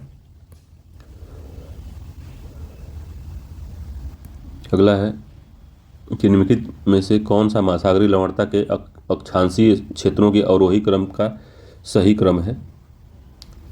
तो कौन सा क्रम सबसे कम है, तो बताना है। तो सबसे अधिक लवणता कहाँ पाई जाती है, तो हमको बताना है लिक्विडिटी जोन डिक्रीजिंग ऑर्डर में, बढ़ते से घटते क्रम में बताना है हमको। पहले ज़्यादा, फिर कम, फिर कम, फिर कम, इस तरह से। तो कौन है, तो सबसे अधिक है 15 से 40 जो है सबसे अधिक होता है। आप सोचेंगे जीरो से 23.5 के बीच में ज़्यादा सन होता है, तो उसमें वहाँ बारिश ज़्यादा होती है, तो इस वजह से सैलेनिटी कम होती है वहाँ। उसके बाद में जो सैलेनिटी ज़्यादा होती है, तो 15 से 40 में सबसे ज़्यादा होती है, ठीक है। फिर उसके बाद में जहाँ पे हाई प्रेशर होगा, जहाँ बारिश नहीं होगी, फिर वहाँ पे होता है 15 से 40 होगा, फिर 10 से 15 होता है, ठीक है। 15 से 40, ठीक, फिर 10 से 15, फिर जो होता है 40 से 50 होता है, फिर जो सबसे कम होता है जो 50 से 70 के बीच में, ठीक है। ये सब उत्तर में दिया तो कोई दिक्कत नहीं है। तो 15 से 40, 10 से 15, 40 से 50, 50 से 70, ठीक है। तो सबसे पहले 2 होगा, फिर 1 होगा, फिर 3 होगा, फिर 4 होगा। तो 2 1 3 4, 2 1 3 4 बी आंसर सही है। आप समझ पा रहे हैं कि नहीं इस बात को? 1 से लेकर 15 में धूप ज़्यादा होती है, बात सही है, मगर रोज़ शाम को बारिश हो जाती है। तो बारिश होने की वजह से क्या होता है, बहुत ज़्यादा सैलेनिटी नहीं रह पाती है। सैलेनिटी अपेक्षाकृत अगल बगल वालों से थोड़ा कम हो जाती है। तो अगल बगल में क्या है, तो 15 से 40 अगल बगल में है, तो यहाँ पे सैलेनिटी ज़्यादा रहती है, क्योंकि यहाँ से वाष्पीकरण ज़्यादा हो जाता है। वाष्पीकरण 10 से 15 में ज़्यादा होता है, मगर वहाँ रोज़ शाम को बारिश हो जाने की वजह से सैलेनिटी थोड़ा कम हो जाती है। इसी वजह से सैलेनिटी ज़्यादा है 15 से 40 वाले में। समझ पा रहे हैं कि नहीं? फिर उसके बाद 10 से 15 वाले में, फिर 40 से 50 वाले में कम है, क्योंकि यहाँ हाई प्रेशर होता है, ठीक है। फिर उससे सबसे कम होता है जो लो प्रेशर है, 50 से 70। इंपॉर्टेंट है, याद रखिएगा ये सब। पहले इसको लगा देंगे यहाँ, इसीलिए गलत हो जाएगा क्योंकि यहाँ बारिश हो जाती है तो सैलेनिटी कम हो जाती है। 41 है, 141, नेट न्यूट्रलिटी के संबंध में विचार करना है। क्या मतलब है नेट न्यूट्रलिटी का? तो इसका मतलब है कि इंटरनेट सेवा प्रदाताओं को सभी इंटरनेट संचारों के साथ समान व्यवहार करना चाहिए, तो पहला ठीक है। दूसरा, नेट न्यूट्रलिटी इंटरनेट को मुक्त और खुला रखती है, तो ये भी सही है। तो दोनों ही कथन सत्य है, सी आंसर सही है। अगला है, विश्व में बोले जाने वालों की संख्या के अनुसार अवरोही क्रम में बताना है। अवरोही क्रम का मतलब हो गया कि डिसेंडिंग ऑर्डर, घटता हुआ क्रम, ठीक है। तो सबसे अधिक तो कौन बोला जाता है? सबसे अधिक अंग्रेजी बोली जाती है, ठीक है। फिर से उसके बाद में चीनी भाषा बोली जाती है, फिर हिंदी, फिर स्पेनिश, ठीक है। तो बी आंसर इसका सही है, याद रखिएगा, अंग्रेजी, चीनी, हिंदी, स्पेनिश, ठीक। ये चीनी की जनसंख्या अकेले बहुत ज़्यादा है, तो इस वजह से चीन ज़्यादा हो गया। उसके बाद हिंदी, अंग्रेजी तो कई देशों को मिला के बनता है, हर जगह अंग्रेजी लगभग चलती है। हाल ही में किस देश ने बहुपक्षीय अभ्यास ब्राइट स्टार 2023 की मेजबानी की? तो याद रखिए, यूनिवर्सल क्वेश्चन है, कहीं भी पूछो ब्राइट स्टार 2023 की मेजबानी किसने की है? तो मिस्र ने की, याद रखिएगा, डी आंसर सही है, मिस्र ने की है। रोग है और रोग वाहक है, तो हैजा है, घरेलू मक्खी। तो पूछ रहा है युग में कौन सा सही सुमेलित है? तो हैजा, घरेलू मक्खी, ये बात सही है। मलेरिया मादा, एंडीज मच्छर। तो मादा एनोफिलीज होता है, एंडीज नहीं होता, एनोफिलीज होता है, तो गलत हो गया। डेंगू मादा एनोफिलीज, तो ऊपर नीचे हो गया है। जो डेंगू है वो मादा एडीज होता है, तो मादा एडीज जो होता है वो डेंगू करता है, तो ऊपर नीचे हो गया, इसका नीचे इसका ऊपर, ठीक है। तो केवल एक सही है, इसका ए आंसर ठीक है। अगला क्वेश्चन है 145 नंबर क्वेश्चन। क्या कह रहा है? कह रहा है कि निम्नलिखित कथनों पर विचार करना है। तो सुएज नहर विकसित देश और विकासशील देशों के बीच एक महत्वपूर्ण कड़ी है, ठीक है, पहला। दूसरा है, यह भूमध्य सागर को सुएज की खाड़ी से जोड़ता है। तो भूमध्य सागर को सुएज की खाड़ी से नहीं जोड़ता, ये गलत है। यह समुद्र तल की नहर नहीं है, तीसरा भी ठीक है, यह समुद्र तल की नहर नहीं है। तो कौन सा सही है बताना है। दूसरा क्यों गलत है? कि भूमध्य सागर को लाल सागर से जोड़ता है, भूमध्य सागर को लाल सागर से जोड़ता है, ठीक है, इसी वजह से इसका मामला गलत हो गया, ठीक। तो 1 3 सही है, बी आंसर इसका सही है, 1 और 3 इसका सत्य है। और सुएज नहर कंपनी द्वारा 1859 और 1869 के बीच इसका विकास किया गया था, ठीक है। 59 से 69 के बीच 10 सालों में इसका डेवलपमेंट हो पाया था। अगला B20 बिजनेस क्या है? तो B20 बिजनेस क्या है? तो एक वैश्विक व्यापार का प्रतियोगिता नहीं है, एक अंतर्राष्ट्रीय व्यापार सम्मेलन भी नहीं है, व्यापारिक समुदायों के साथ आधिकारिक G20 संवाद मंच, तो सी इसका सही है। B20 का ये मतलब है व्यापारिक समुदाय को शामिल करने वाला आधिकारिक G20 संवाद मंच है। ठीक है, तो इसके याद रखिए, सी आंसर चाहिए। 147वां क्वेश्चन क्या है, निम्नलिखित में से कौन सा धातु कमरे के तापमान पर तरल अवस्था में रहता है? पारा है वो, बी आंसर चाहिए, पारा ही रहता है। पीएम नरेंद्र मोदी ने चंद्रमा पर उस स्थान को क्या नाम दिया जहां चंद्रयान 3 ने लैंड किया है? लैंडर विक्रम उतरा था तो उसका क्या नाम था, बताइए। तो शिव शक्ति पॉइंट था, उसको याद रखिएगा, सी आंसर सही है, शिव शक्ति पॉइंट। 149 प्रीटोरिया दक्षिण अफ्रीका में आयोजित 15वीं ब्रिक्स शिखर सम्मेलन का विषय क्या था? 16वीं का पूछ सकता है, 15वीं का बताइए क्या था। तो ब्रिक्स और अफ्रीका पारंपरिक रूप से त्वरित विकास, सतत विकास और समावेशी बहुपक्षवाद के लिए हिस्सेदारी। तो डी इसका आंसर सही है। ठीक है, अगला है कि BNCAP का क्या अर्थ है? BNCAP का क्या अर्थ है बताना है आपको, तो बताइए। तो इसका Bharat new car assessment programme इसका नाम है, तो डी आंसर सही है। तो Bharat new car assessment programme याद रखिएगा BNCAP का।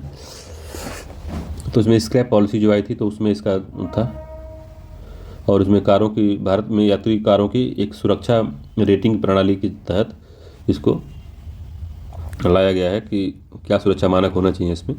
तो 150 नंबर का डी आंसर सही है। 150 क्वेश्चन हो गए जिसमें बड़े बड़े क्वेश्चन थे, तो आप इसको लगाइए। अगर अच्छा लगता है आपको तो आप मेरा वीडियो लाइक, शेयर और सब्सक्राइब कर सकते हैं।